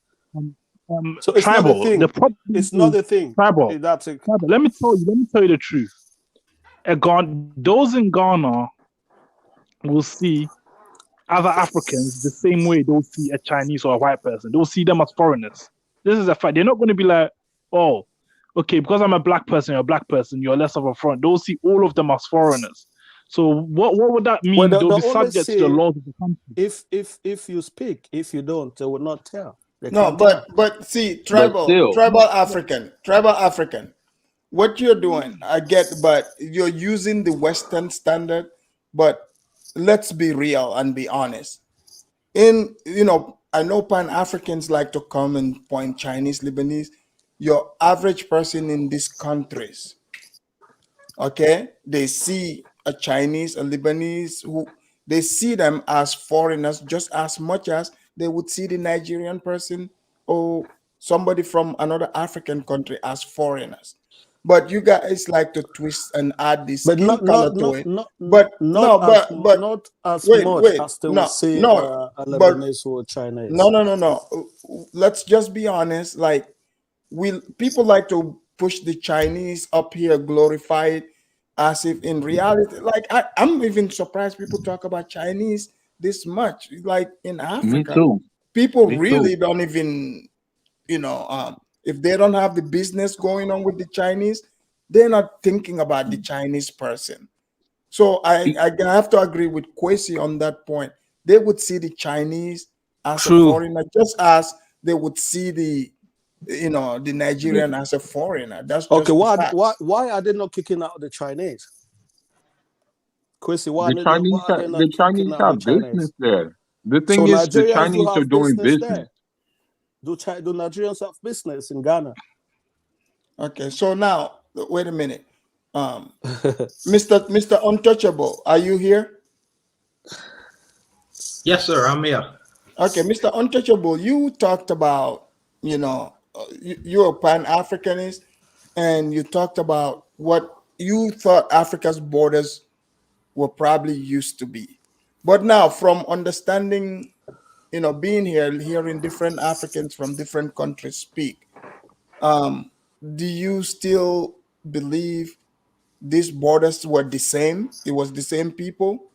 Okay, so here's where I am with this, because I'm having a little bit of a problem. The Pan-Europeans in America, they said that they issued a decree to Europe. Okay. Let me finish and I'll let you go. Okay. So the Pan-Europeans in America said, give us your poor, give us your tired, your huddled masses yearning to breathe freely. So they issued this decree of open borders of European immigrants to come to America and help build America. Okay. So America didn't turn into a place like a Lagos as you are describing. They use the people. So you're going to wait. Let me finish. No, just for the sake of, because of time, right? Because of time. No problem. You are we're talking about Africa here, like the example you are giving. Yes. You're giving is showing me like I don't think you really understand Africa's, the dynamics, because it's nothing like you're talking about. Like, you're talking about America accepting people in. It's nothing like that. I'm drawing a reference of Pan-Europeanism versus Pan-Africanism, because you are speaking in reference to Pan-Africanism, and I'm just drawing a reference to what Pan-Europeans have done in America and how it works as far as immigration. And listen, I understand that poor people living in a particular situation like South Africa or many African countries, they have an idea of scarcity. Their idea is what's the next meal? Where's the next meal going to come from? And if people come into a country and threaten that, they are immediately put on guard. I understand that. I live in a so-called third world country, so I understand we have problems with Haitian immigration. So I clearly understand the idea of these kinds of nuances that exist in Black countries. You know, I'm not blind to that. But I also do know that immigration does have beneficial qualities as well. You can't negate that. Right, right. That's not to be. Yeah, you can't. And I feel like No, that idea. Let me finish. No, I even speak the whole Mr. time, brother. Untouchable. I speak the Mr. whole time. Untouchable. You know, I let everybody Wait. else speak. No, wait. I want you to clear something. I Sure. understand. I understand what you are saying. Yes, Okay. sir. I totally understand it. Yes, sir. So, but from what you are hearing, do you still stand on your first idea of what the borders you think it No, was? where I stand is this. I believe that Black African men should come together and come to certain agreements, because as Black men we can reason well together and we could agree, just like the outside men have sat down at the table, even But the though Ghanaians are kicking out the Nigerians. yes, you're gonna have these so-called growing pains in any kind of situation, any kind of economy that was created for them. The But men inside of how do you explain and try to curb that? How can anyone? well, What type this of is the reason. discussion can they This is the have? reason. But this is the reason why we have things like the Pan-African Union. We sit down and we discuss matters, and these Exactly.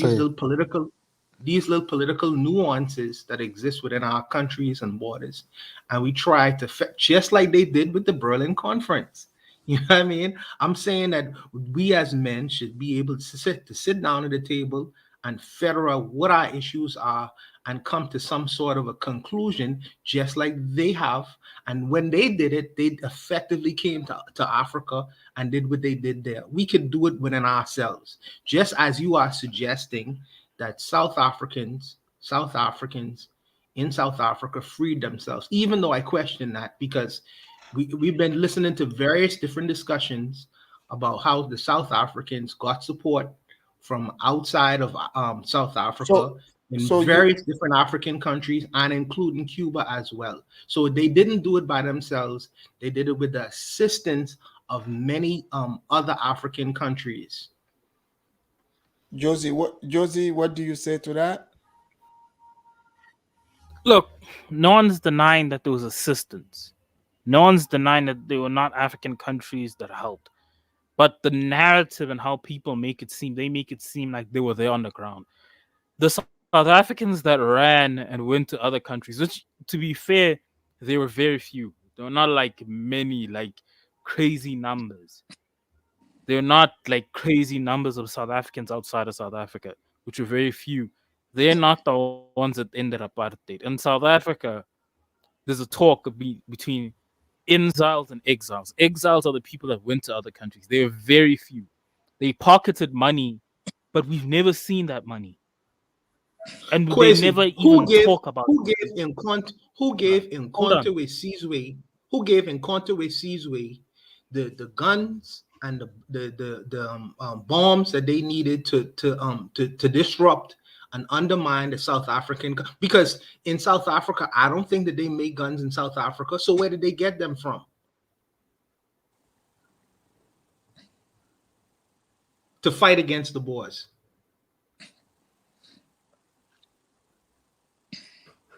Well, okay. Well, okay. They obviously they were not in a gun battle, because they. To be straight with you.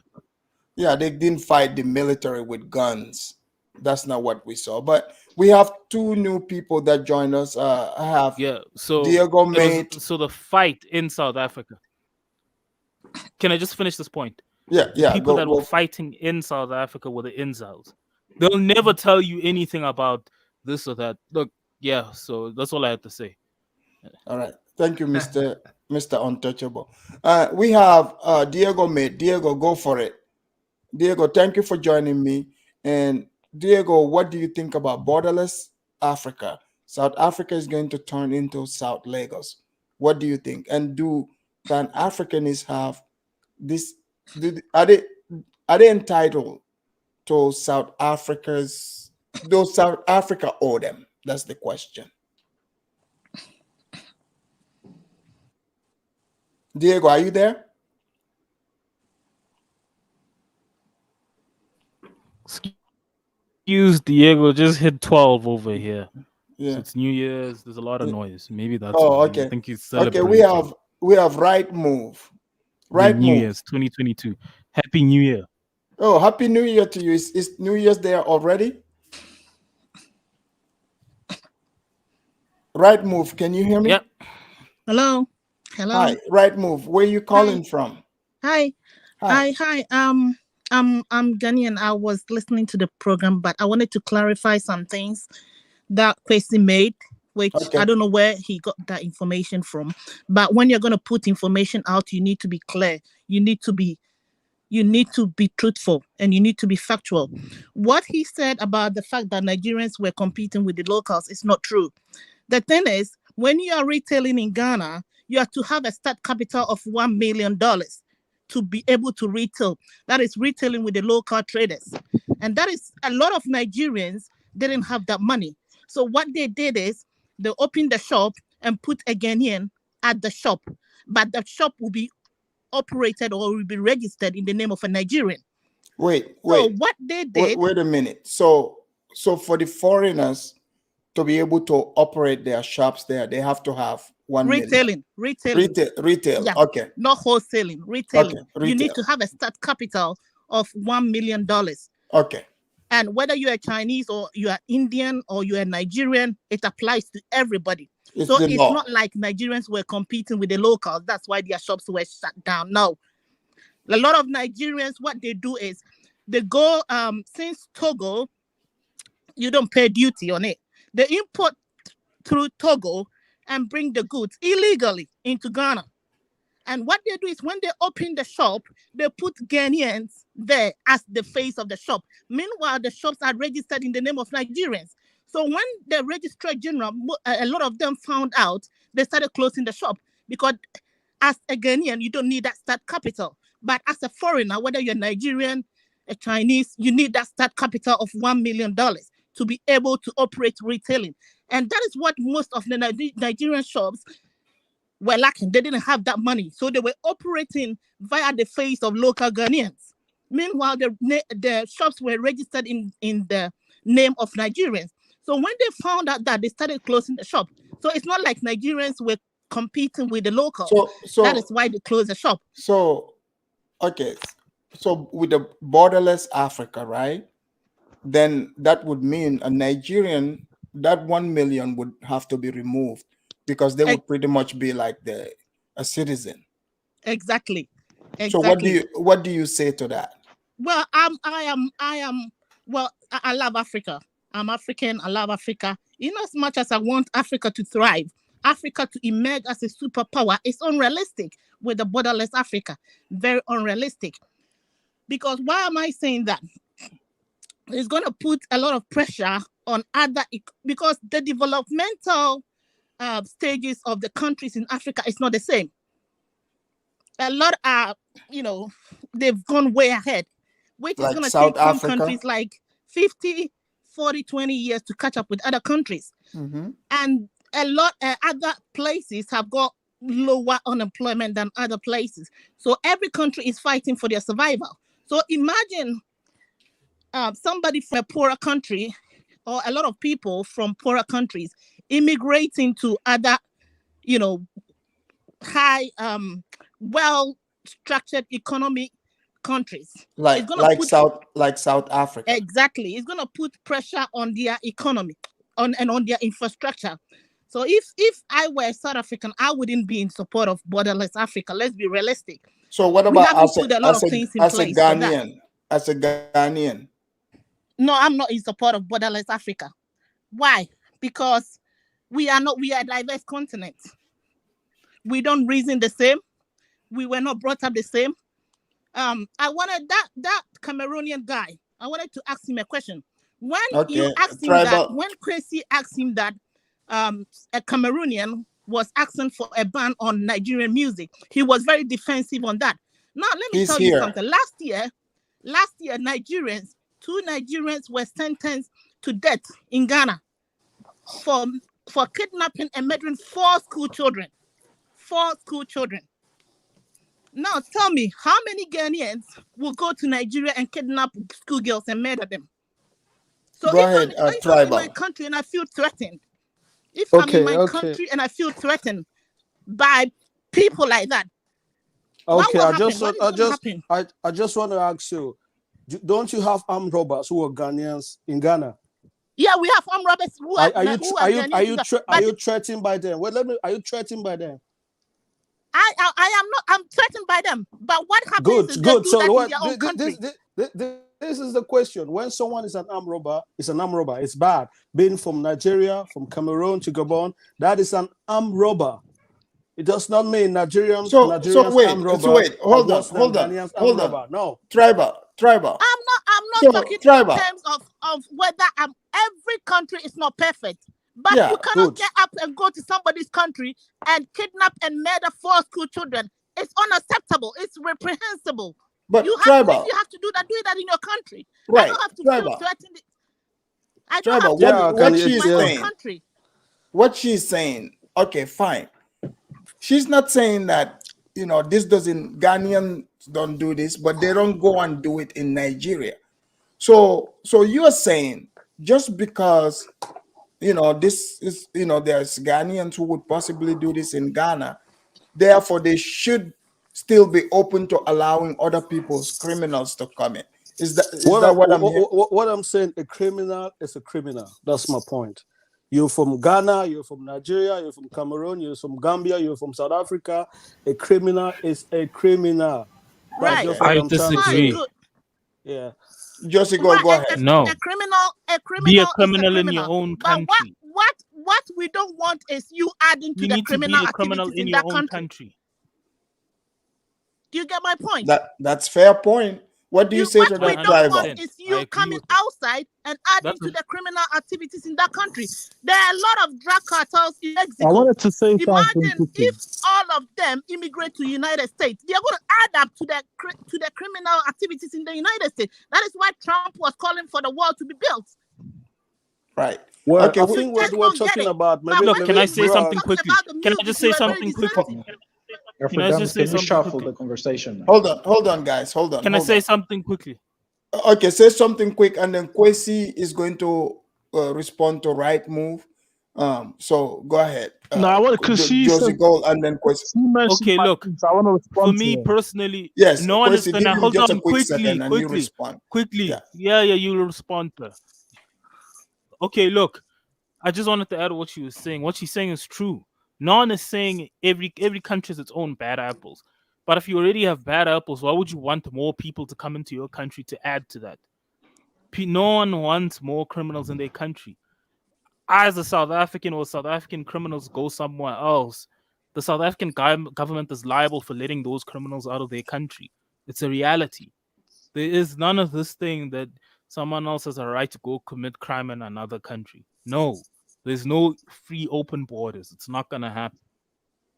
Okay, Kwesi, your turn. Go ahead. Yeah, I wanted to respond to the Ghanaian lady who called in.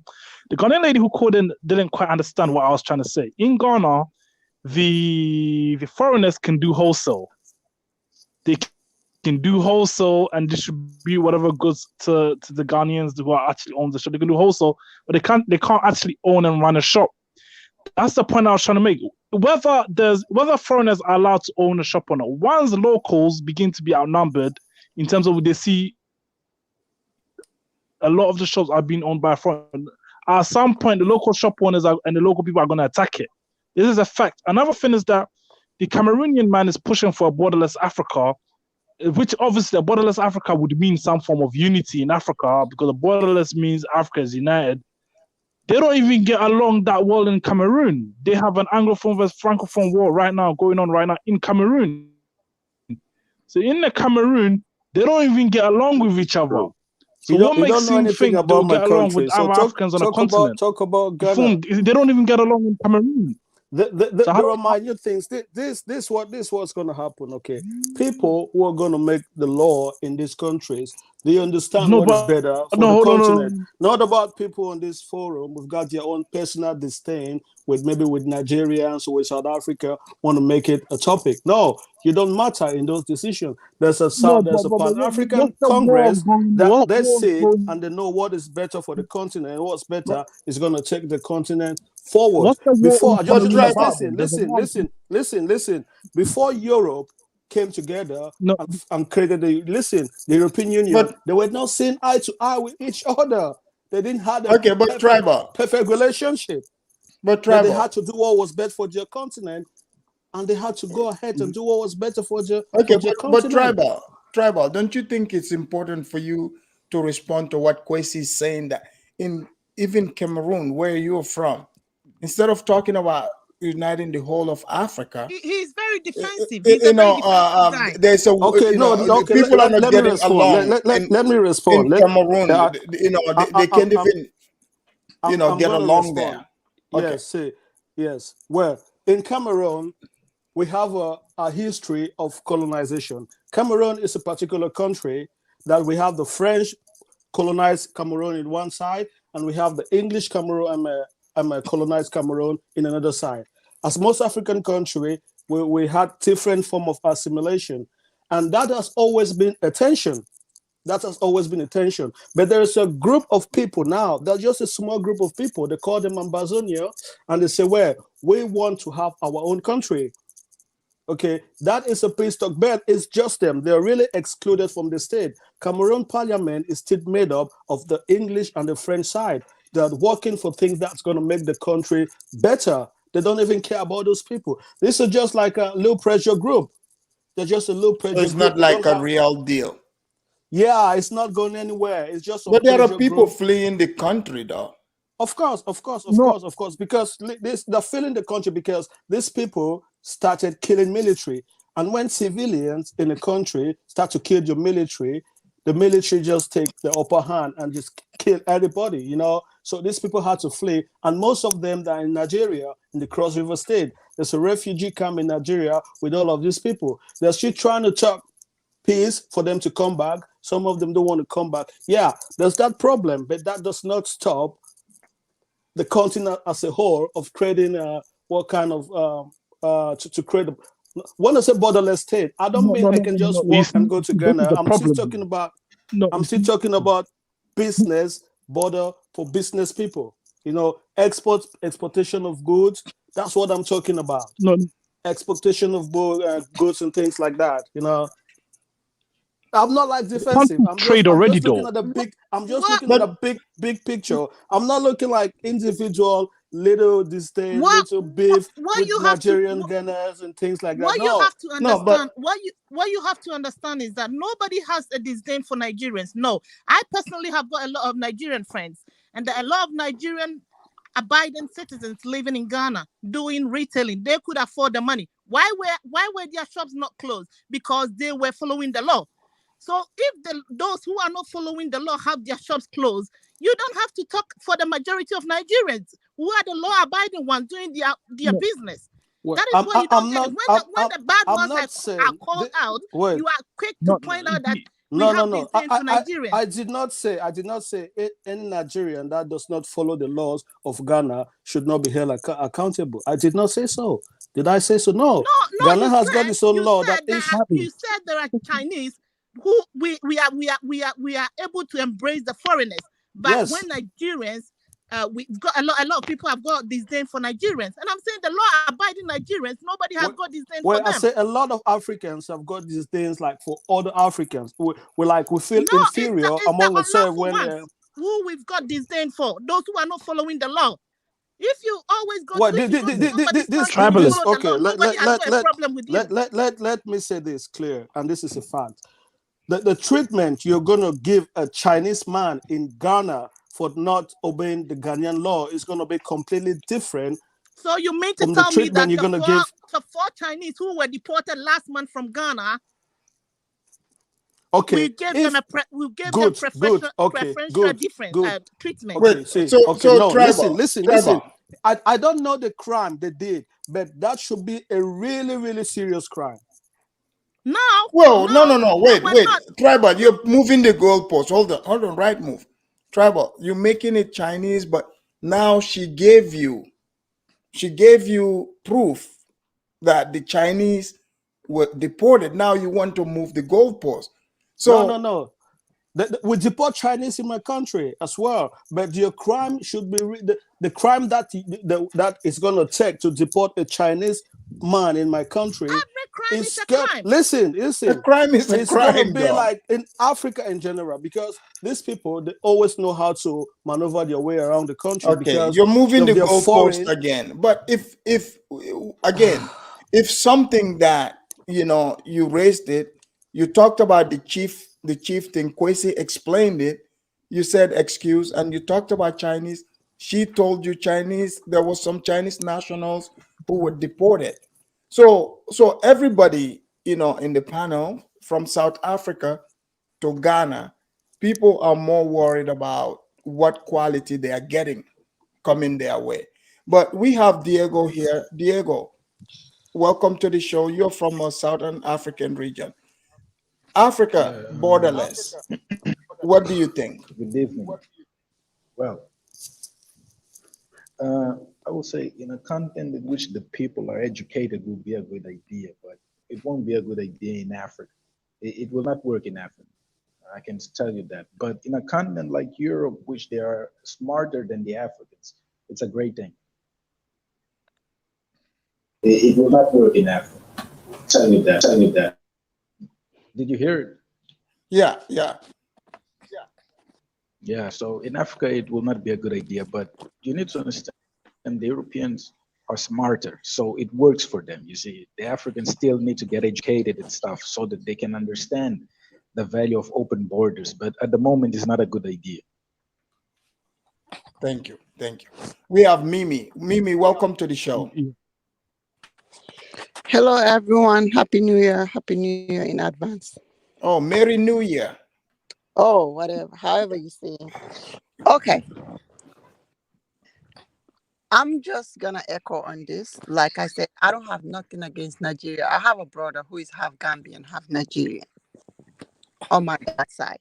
So I don't have nothing against Nigerian people, but let's just be realistic. If we open the borders, they are the only people who travel like that all over Africa.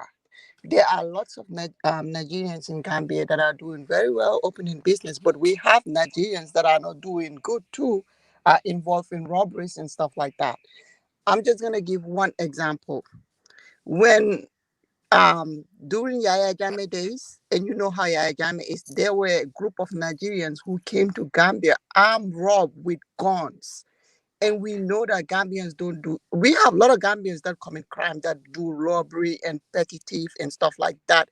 But when guns are involved, we know that that's not normal over there. And when we trace it, it was a group of Nigerians. So this is the reason why, I mean, I'm understanding where that lady from So wait. is talking about. We Me. have already So this is the border problem. Everyone wants to, they are more worried about Nigerians coming. Is that what I'm let's getting? be realistic. You're gonna worry. They are the only people that you're gonna worry about. You will barely see. I'm gonna say you will barely see a Gambian in a Nigerian market. Because if you say Nigeria, they're gonna get scared. They'll be like, "What? I'm not gonna go and sell stuff in Nigerian market." That's just the truth. Other Africans could be really scared that when you go over there, it could be scary unless you got money like Puff and other people that you can live in Lekki. You see a Gambian in Nigeria is either they have international appointment, but it's not like a regular somebody who's just going to go to Nigeria and sell stuff around the market. You don't even think like that.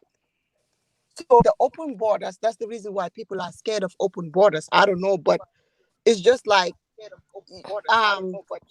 you guys are fond of bringing crimes to other countries, and it's a fact. But I don't have nothing against them. There are a lot of Nigerians in Gambia doing wonderful, but there are some, who even too long ago, you have some coming by the what is it called, the banks, and if they know you getting money, they rob you and just catch them.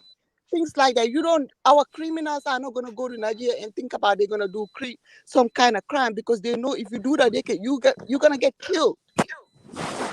But they're not scared of nothing when it comes to stuff like that. That's the real talk. But it's So not like they have nothing against Nigerians.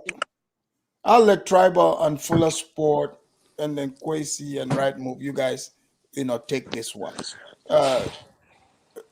Go ahead, Tribal.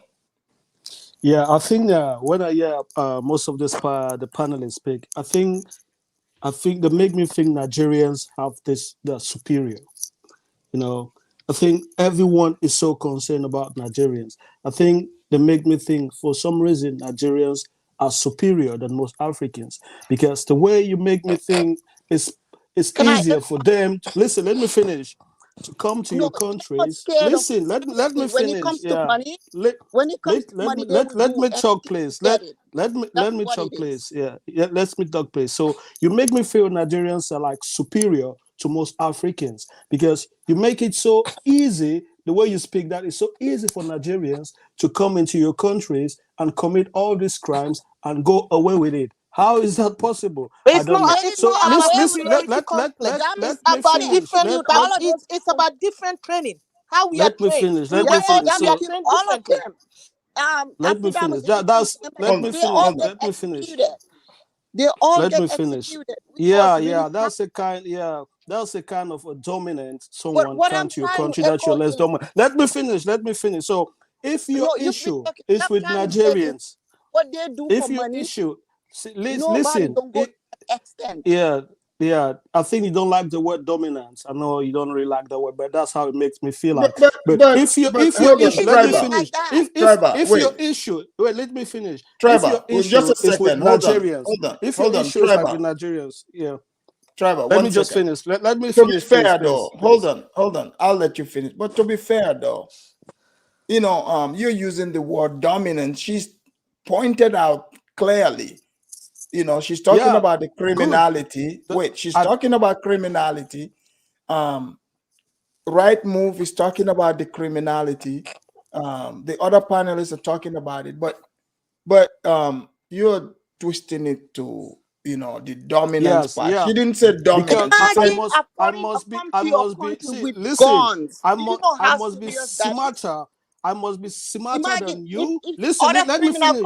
Let me finish. Hold on, Mimi, let him talk. I must be. Listen, I must be smarter than you, smarter than your Secret Service, smarter than your police for me to be able to carry out criminal activities in your country and I don't get caught. That is a fact. But see, if what I'm trying to say, if your problem is Nigerians, you can make your immigration so tight with Nigerians. It's not fact. I think I don't know whether you're a Nigerian in disguise and you're trying to defend your country or what.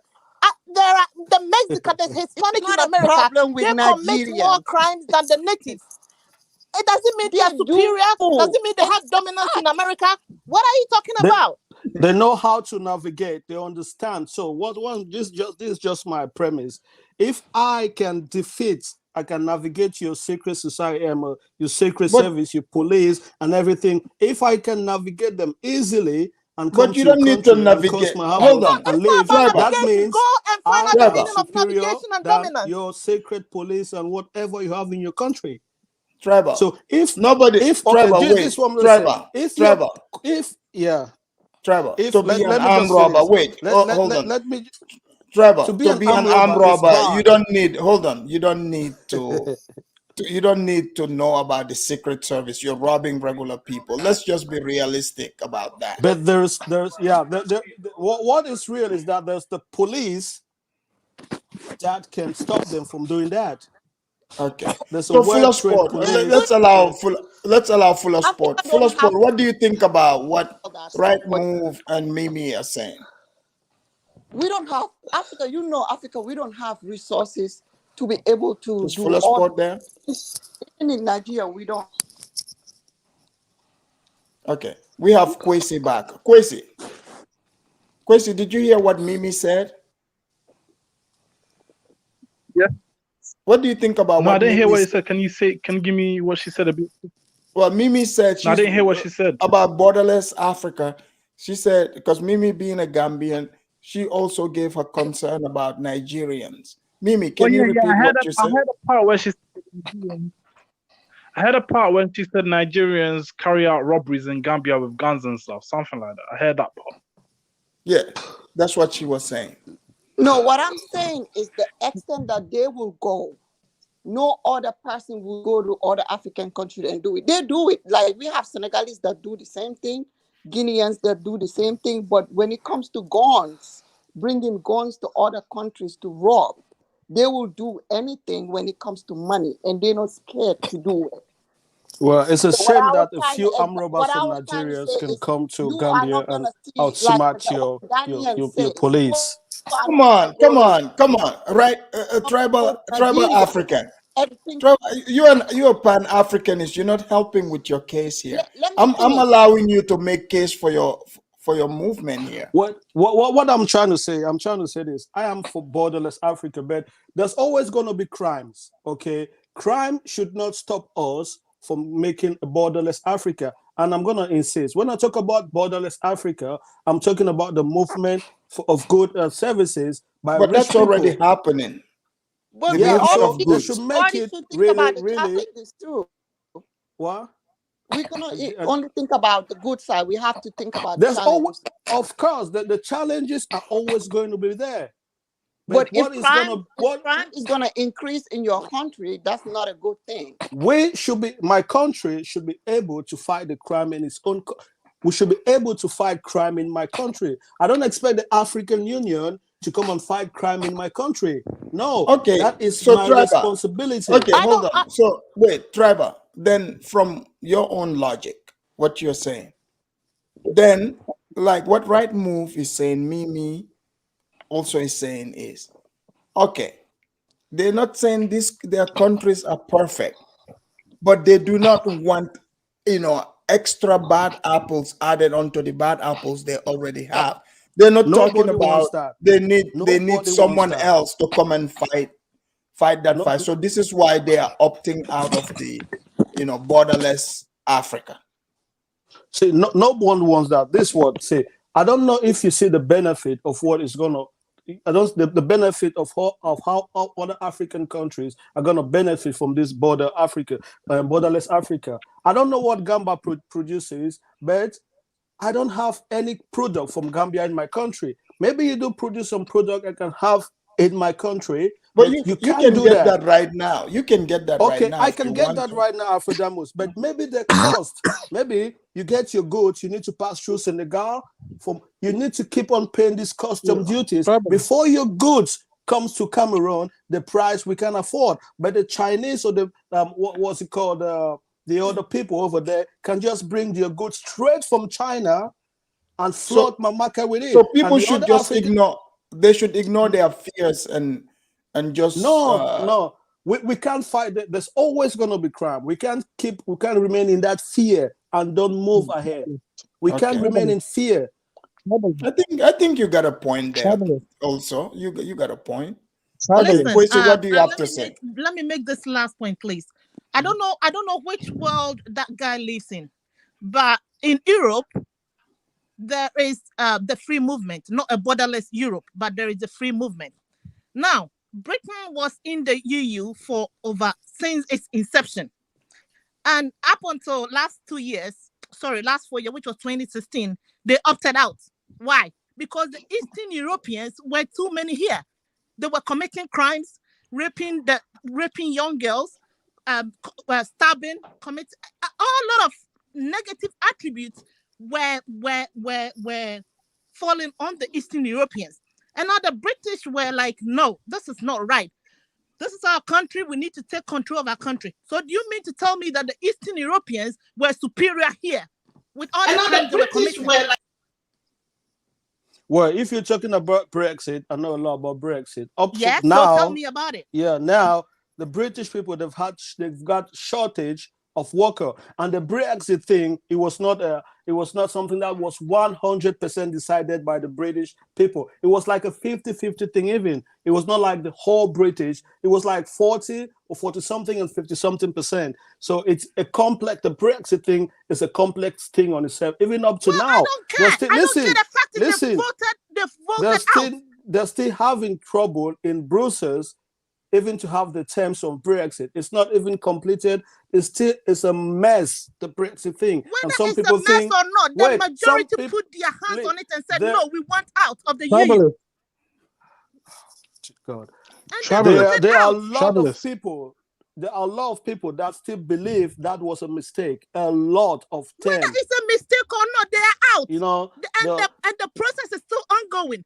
It takes a long time for divorce to be finalized. Because it makes no sense. If it was something that was clean and clear, it could have been done. Do you know how long Brexit talk have been going on in Brussels? They are not going back into the EU. That is what you have. They are out.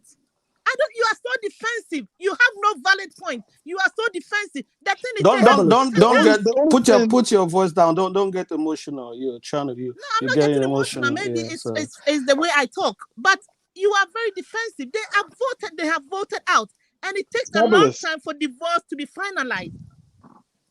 They are not going back into the EU again. They have voted out because they don't see that their values with the Eastern Europeans is contradictory. This is the thing. Britain has been enjoying this union with Europe for a very long time. So they have a lot of data to say, okay, we don't want it anymore. We Africans, we've got no data. We've not started anything yet. So what's your data to prove that it's going to work? Okay, hold on. Let's allow Kwesi to jump into that. Kwesi, can you respond to the question he's asking? Tribalist. I think that if you look at the situation in Cameroon, and you look at the fact that Cameroon is still using the franc currency, still using the currency pegged to France, do you think you guys should be concentrating more on, if you have a dictator in your country, so don't you think you should be concentrating more or your energy on internal affairs going on in Cameroon, such as the fact that France still controls? Okay. Let me explain. Since you want to talk about Cameroon, there's a guy they call Maurice Kamto. Wafat Ufe Bwane. There's so many of these revolutionaries that have been fighting and they're killing them, and there's a lot of them now. The problem with France Africa is not about Cameroon. It's about an imperial state that it's not only a problem with Cameroon, but a problem with most Francophonic colonies, and we are still fighting. It's a problem, and we are fighting it day in, day out. We've not stopped. But that has not stopped us. Concentrate on? Should not what? Yeah, shouldn't you Cameroon be concentrating more on trying to win your total freedom or whatever from economic whatever currency whatever, rather than concentrate on uniting the rest of Africa? Because right now every single country in Africa is concentrating on themselves. Individualism is going nowhere, because that's what you're trying to preach. You're trying to preach, Ghanaian for Ghanaians. It's not gonna work. Individualism has never worked nowhere in history. I don't know what you're thinking about. No, Tribalists, what do you mean it's not working? Ghana is one of the most peaceful countries in Africa. Our economy is very good by African standards. We have the third or fourth strongest currency in Africa. We have a prosperous I want to tell you, why should we unite with other African countries? Listen. Maybe you don't know about your Ghanaian currency. Ghanaian currency, they were given a handout, taking out the 0.0 from it because it was so low. They had to help you to make your currency come up because you couldn't compete. It was it's not due to your good economy. Maybe you don't know that. Tribal. After I want to answer him. Tribalist. Okay. Even if it was so, it means Ghana still has the third strongest currency in Africa. I don't get your point because this is not about Cameroon, or is it about Cameroon? No. You want to talk about Cameroon or Francophone countries? Because it is. They will be a part of the borderless Africa too. So, What I'm saying is I made my point clear. Maybe, okay, for example, Ghana. Well, to be honest, I love Ghana. Ghana is a peaceful country. if I had to choose to live now, Nigeria or Ghana, I will live in Ghana. I Wait. love Ghana. I love Ghanaians. So Okay. you love Ghana more than Nigeria? For different reasons. For different Okay. reasons. For different. Okay. If I have money, if I'm rich, if I don't need to do business, I would like to stay in Ghana because I think it's calmer. Okay. It's more docile country. But if I'm a businessman and I want to do business, I'll definitely choose Nigeria to put my business in Nigeria because I think they've got more people, they've got more potential for my business to grow better. That's just what I think. But if I want to settle like a family man, maybe I'll think Ghana for different reasons. For different reasons. That's just what I'm Tribalist. about to say. So what I'm trying to say is this. What about? Well, this is what I'm trying to say. Maybe Ghana has got cocoa. They've got kente. I don't have Ghanaian cocoa in Cameroon. Maybe those little factories producing cocoa in Ghana can export it to Cameroon because before it gets there, it's so expensive. We can't even buy. So it's cheaper for us to buy product that's coming out from China and France. And because of that, we're still making those economies of those countries better and bigger. But if we can do that among ourselves, why not? Why don't you give it a try? Just because of some few big head Nigerians committing crimes in some African countries, so we shouldn't make borderless Africa. I don't get the point. In that regard, I agree with you. In that regard, I agree with you. That is why we have the AFCT or whatever that was started this year to be able for the 54 countries to trade among ourselves. That means we have good. I think the word borderless Africa is a trigger to some people. No, but to tribalists. The way they not just what you're saying. It is very well described. That's why we're talking about it this way. It is very well described. But you're speaking in terms of trade. That's a good thing. No one is gonna go against that. But what their idea is to say Africa didn't used to have borders, as if people can just roam into different territories. That is not reality. Well, I don't think even my country we're gonna allow people just come. We're gonna have some sort of immigration. We're gonna have some sort of like even the ECOWAS or the CIMAC passport. Like we've got the CIMAC passport. I can go to Equatorial Guinea. I can go to Gabon, but I still need to go through some kind of immigration. There's some kind of the CIMAC zone, mostly Francophone zone. I've got the CIMAC passport. I can go to Equatorial Guinea, Gabon, Congo, things like that without a visa. That is still it's a kind of a borderless thing, but I still need to pass. I still need to go through the migration of those countries just to make sure I'm the person who was in front of them, who was presenting in front of them. Tribal, you're the only one here that in the panel that disagree that if that happens, South Africa, the entirety will become South Lagos. Okay, this is the question. Wait, why only South Africa is going to come Lagos? Why not Ghana? Why not Cameroon? Why not Chad? Why not Senegal? Hold on. But Mimi pointed that out to you. You disagreed with her. Kwesi pointed out to you. You disagreed with him. No, right because they were just attacking Nigerians. That was my problem. Problem with Nigerians. But the concept was not there. Hold on. Trevor, you are here, pushing back on a narrative. So you have to, because you are, unless, Right Move, Mimi, or Kwesi, say the things that you are saying, you cannot for sure say that's what they are basing it off of. We have to hear and listen to exactly the points that they are raising. Yeah, all three of them. They say let's be honest. Let's be honest. All three of them. But we can dismiss the honesty that has been laid out. Whether you agree with it or not. You're doing a good job. You're doing a good job arguing your point. I don't disagree that Nigerians do commit crimes. I don't disagree. If I'm going to disagree with that, I'm not going to be realistic. But what I'm saying, we cannot live in the fear of Nigerians criminals not to unite Africa. That's my point. No, I'm not. I mean, what I'm saying. So that's why we're having the discussion. So you hear, the point, because we cannot just go along and just pretend like the people are not saying this. We're having the conversation. You can't just dismiss what people are saying. I think, yeah, that's true. Nigeria in itself has got the worst crime. I think they've got the worst crime in their own country more than the other countries can have. They've got the Boko Haram, they've got the kidnapping, they've got all kind of stuff. But they're still trying to unite their country. They will not just sit and say, okay, it is bad. Everyone fights for himself. But they still need to do what is good for the country while still fighting those criminals.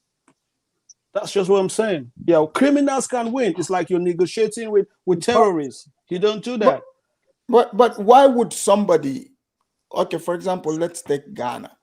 Why should Ghana want to put themselves in that position, that situation? Like, what's in it for them? These people are not from Ghana. Ghana want to deal with their own people. Like, what is wrong with that? There's nothing wrong with that. Deal with it. Deal with it. Create your commissions to fight crime in your country. That's just what I'm trying to say. Anyone that goes against the law, you deport them, put them in jail, or do whatever you want to do. Fight corruption or criminal or gangs or what, or armed robbery, kidnapping in your country. That's your responsibility. That's just what I'm saying. Yeah, but and goes to every other country. What about the burden, Travelers? What about the burden of the wealthy? No, Travelers. What about the wealthiest African countries, South Africa? What about the burden they're going to take? If there's a borderless Africa, everybody's going to head there. So how South Africa? Yeah. So in that case, how do they deal with it?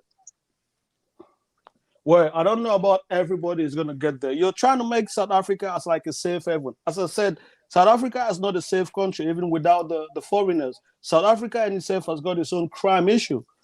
They've got to do with crimes, even without the Nigerians who is coming into South Africa. They have their issues. They have to deal with it. Even the South Africans themselves, they are not living like good as even some Nigerians. South Africa is going to be like that because of the word gap between the whites and the blacks. That in itself is creating a lot of tension in the country. So it's not even the foreigners coming and making South Africa Lagos. They among themselves, it's not as peaceful as you're trying to make it to be like this. Let's have Diego respond to that. Diego, what do you think about what Tribalist is saying? He said a lot of things. Can you just do a little bit of a resume? This last part about South Africans having their own beefs going on, their own criminality. Yes, it's true. It's true, but like I said before, the border issue is not a good thing at the moment for the African people. What they can do is maybe incorporating a so-called military to protect the interests of the continent, but overall, it's not a good thing to have a no border policy. It's not a good thing. And Kwesi, you've been to South Africa too, right? Yep, I've been there. Okay, so it's safe for you, because Kwesi, you being in West Africa, understanding the dynamics and the economy there. I mean, I can rely on your assessment that you believe that people would flood South Africa. That's why you're asking this question. Oh, yeah. But Tribal African is downplaying it. If they made a borderless Africa, a lot of people across the continent are going to flood there. A lot of people are going to go there. A lot of people are going to go to countries like, Kenya as well. I can see a lot of people coming to Ghana, like neighboring countries like Burkina Faso and stuff, coming to Ghana because Ghana is a bit more, is a bit more developed. The more prosperous African countries is going to be flooded in. But outside, and this is where the problem is going to start, because the citizens or locals of that country are going to start opposing the flooding of their country by other Africans or by foreign Africans or whatever. This is where Tribalist is not understanding, because it's going to create even more wars. Because this tension will create tension between countries or states or whatever you call it. So tribalist is not exactly, listen, before you can let in a flooding of immigrants, not like Western European economies where they can take in a lot of immigrants. It's not like the American economy where it's strong, where, if you work hard, even if you're from a working class background, if you work hard, you get a skill, you can earn a good living, you get anywhere between $40,000 to $50,000 a year, and still live good. African countries like Ghana and other African are not like that. The people who are from working class background are earning minimum wage. They will not have to compete with all these foreigners from, like, let's say, less developed African countries flooding in. That's going to create tension. You're going to be seeing conflicts popping up all over the continent. And a borderless Africa would obviously mean that Africa is under like a one government system sort of thing. Now, if you find resources in a particular region, Africa, say you find oil in Nigeria, where are you going to use the oil money to develop? Are you going to use it to develop Addis Ababa? Since Addis Ababa will most likely be the capital. Now, Nigerians are going to be pissed that the oil in their country, the wealth, is being used to develop another African country. Borderless. That's like you understand? Africa. That's Africa being the same country or one continent. I think that's a different concept. That's something different completely. Okay, we have Milky. No. You see, again, you don't seem to understand because a borderless. Hold on. Let's allow Milky. Milky, can you hear us? Milky. Is Milky here? I guess he's up. Yeah, can you guys hear me? Yeah. Milky. Can you hear me? Hear me? Okay, can you turn off your... Can you X out of the YouTube there? Because it's giving us feedback. Let's try this again.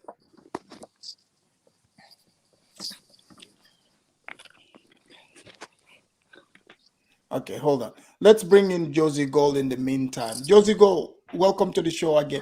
Josie Gold, can you respond to what the conversation we're having here and what Tribal just said? I'm guessing that's what you're here to respond to.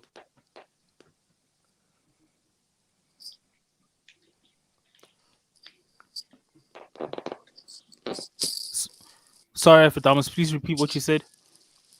Did you hear what Tribal African said? No, I missed it when I was logging on. About uniting Africa, no, I don't think it'll work. I said that earlier. Like one country's resources can't benefit another country. Like I agree with what Kwesi was saying. So for me, the best bet. Yeah. So you being a South African, like Tribal is saying, he doesn't believe that a bunch of people would head for South Africa because he said you guys have crime issues, you have problems. So he doesn't think it would attract people as we are making it sound. Tribal African is being disingenuous. That's a very disingenuous statement because let's be real here. Most countries in Southern Africa are much safer than South Africa in terms of crime level. But most of them come here. You don't see as many South Africans going to their countries. Not just in Southern Africa, West Africans, East Africans. There are many countries that are much safer than South Africa, but people come here. Why do they come here? Economy. People will risk a lot of their lives just to have something to eat and a roof over their head. That's what matters more. Even if it means risking someone's life. The way some people come into it, like Thomas, if you watch some of the videos of YouTube of people literally doing whatever they can to come into South Africa, you'd be shocked. I'll this be idea, so for me, that's not true. Economy is just like the things people do to get into South Africa is insane. So for me, can I ask you a question? Many people go. Can I ask you a question? Go ahead. So these immigrants that come to South Africa, these immigrants, or let's call them illegal immigrants that come to South Africa.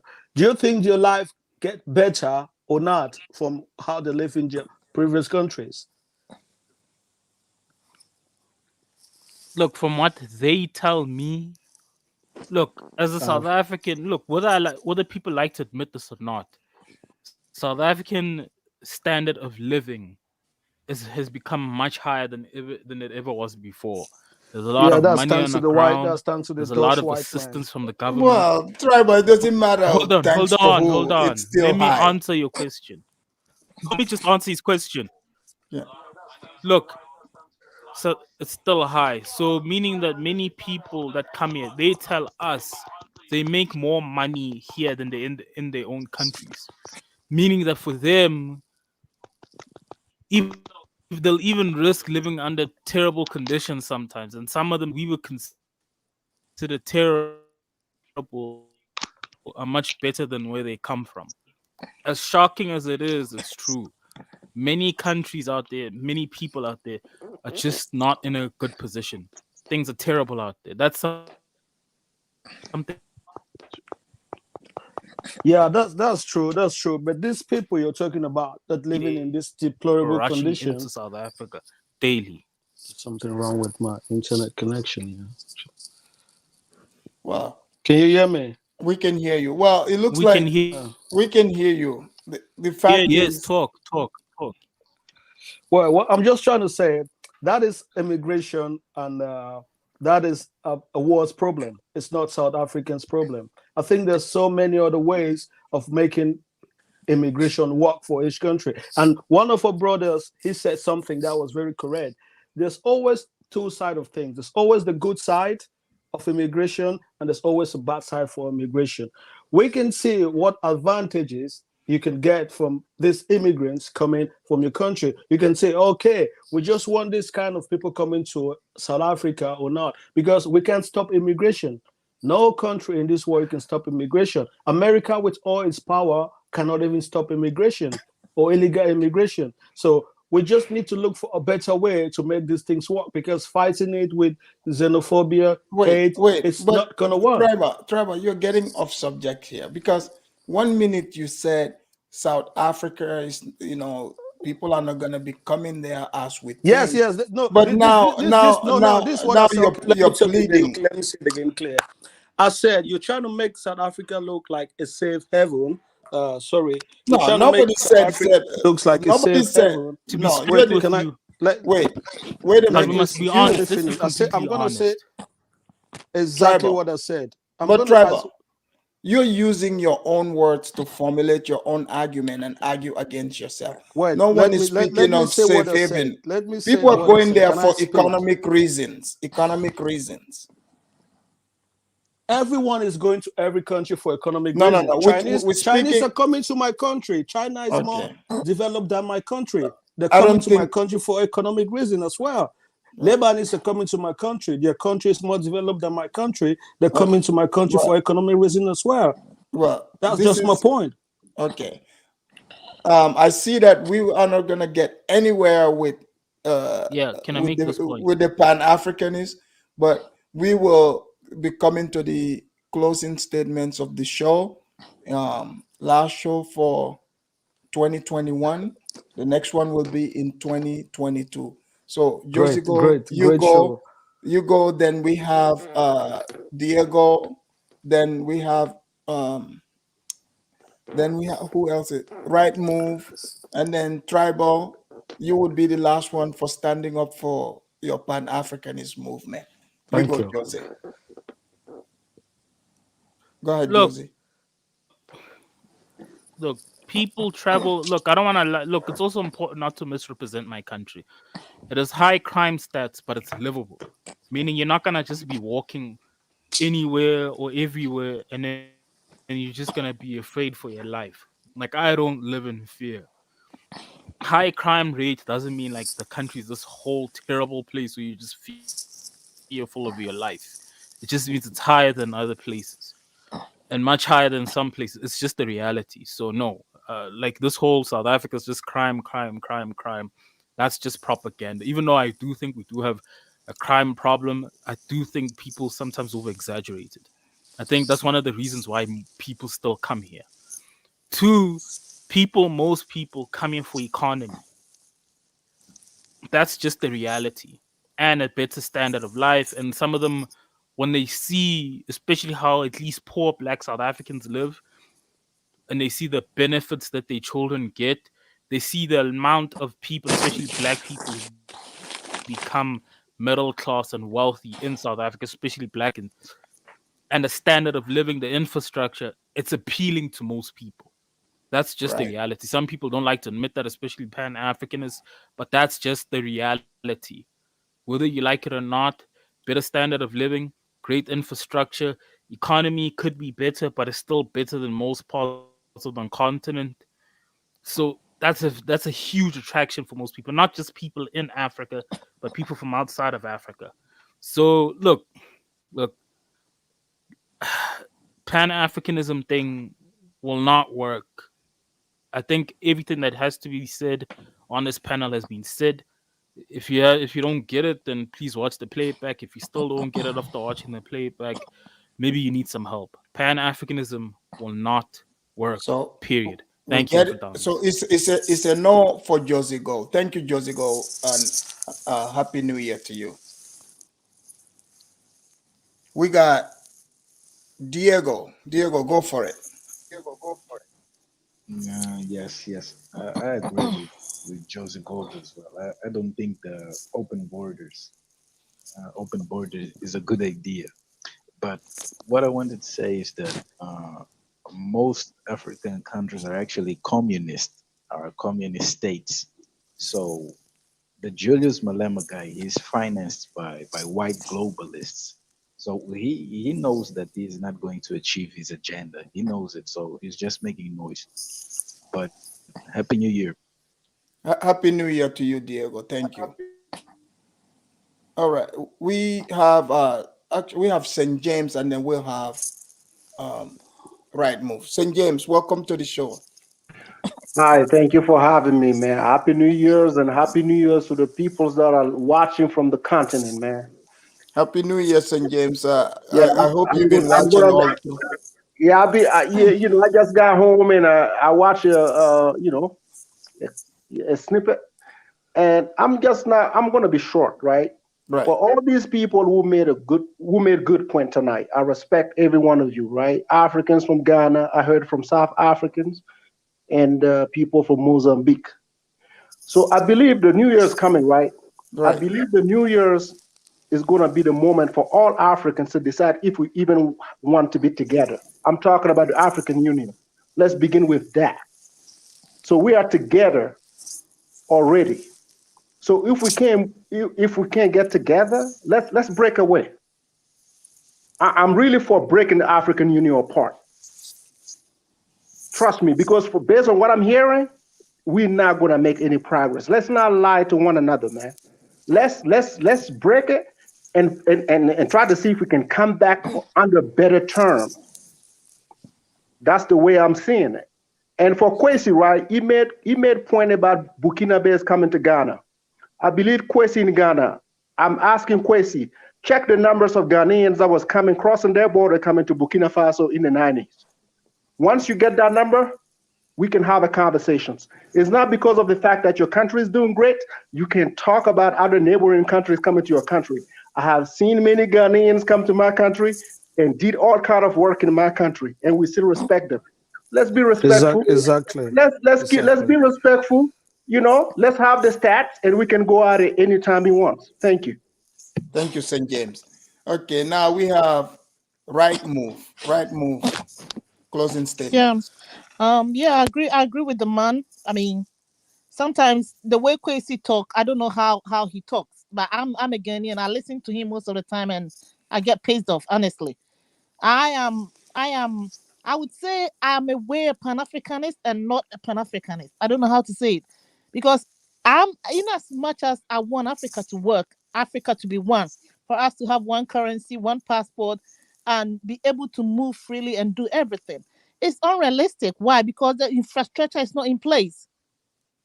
The infrastructure is not there. Even the individual countries, we are finding it difficult to manage them. How come? And if we are to get one Africa, it's not Africa going to join us. The map will be damaged. The top will be cut off. Let's be realistic. North Africa is not going to join the rest of Africa. And Somalia is not joining Yes, either. because already they don't consider themselves Africans. I saw one Egyptian doctor here in England, and he asked me where I was from. And he said, "Oh, we are not Africans." He told me point blank that they are not Africans. He's an Egyptian doctor. So in their minds, they are not Africans.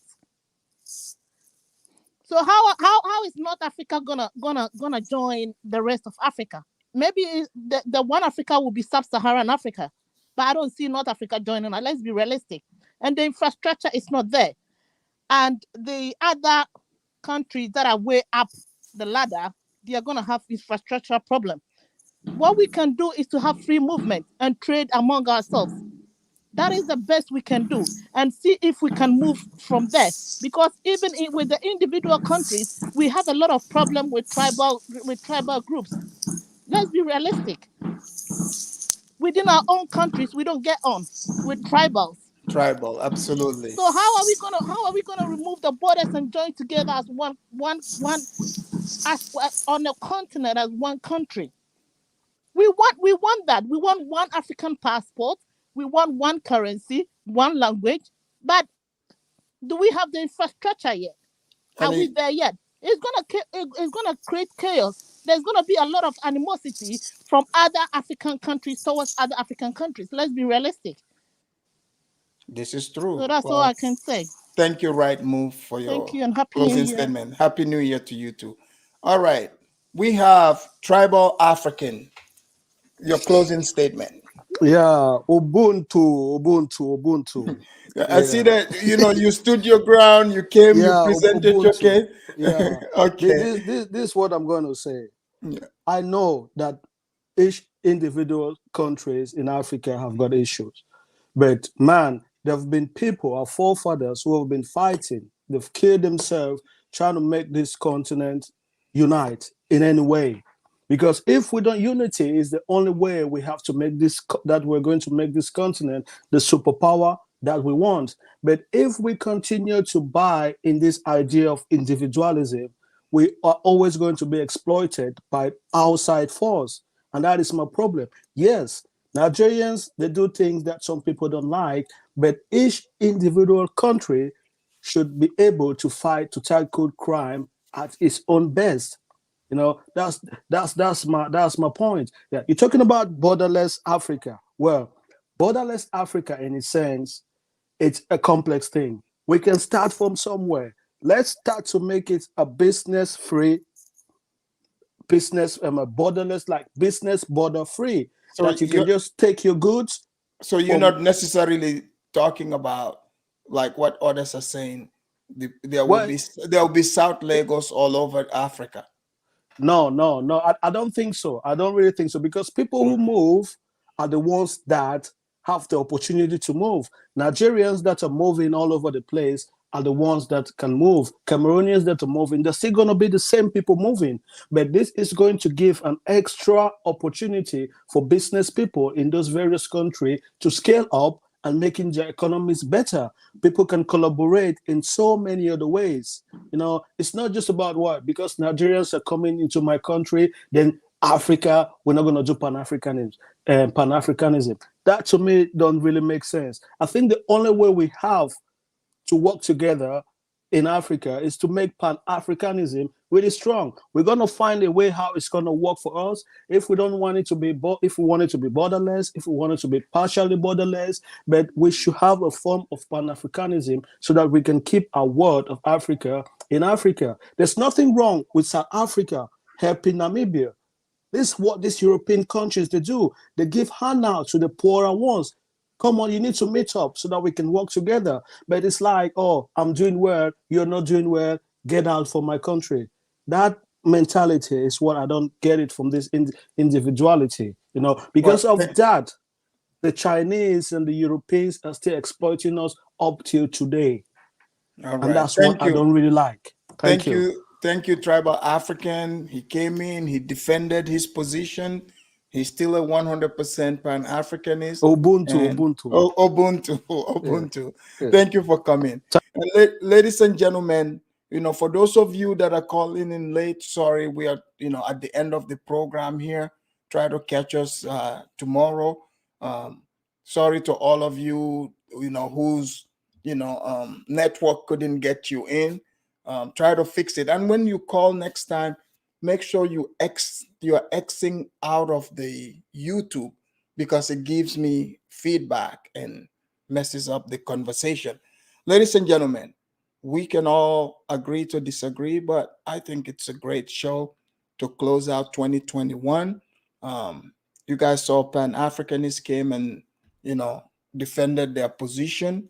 Some have issues with, they said they believe South Africa would become South Lagos, and the Pan-Africanists say, no problem.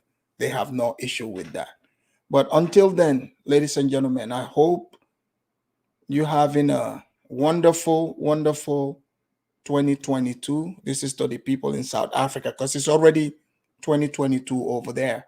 And I want to wish all of you a happy 2022, because 2021 was a great one. And I hope 2022 will be great as well. And I agree with St. James. Maybe Africans should, talk about these things again with better terms. So until then, I'll take you guys with our Kwanzaa music here. I hope you have a wonderful one.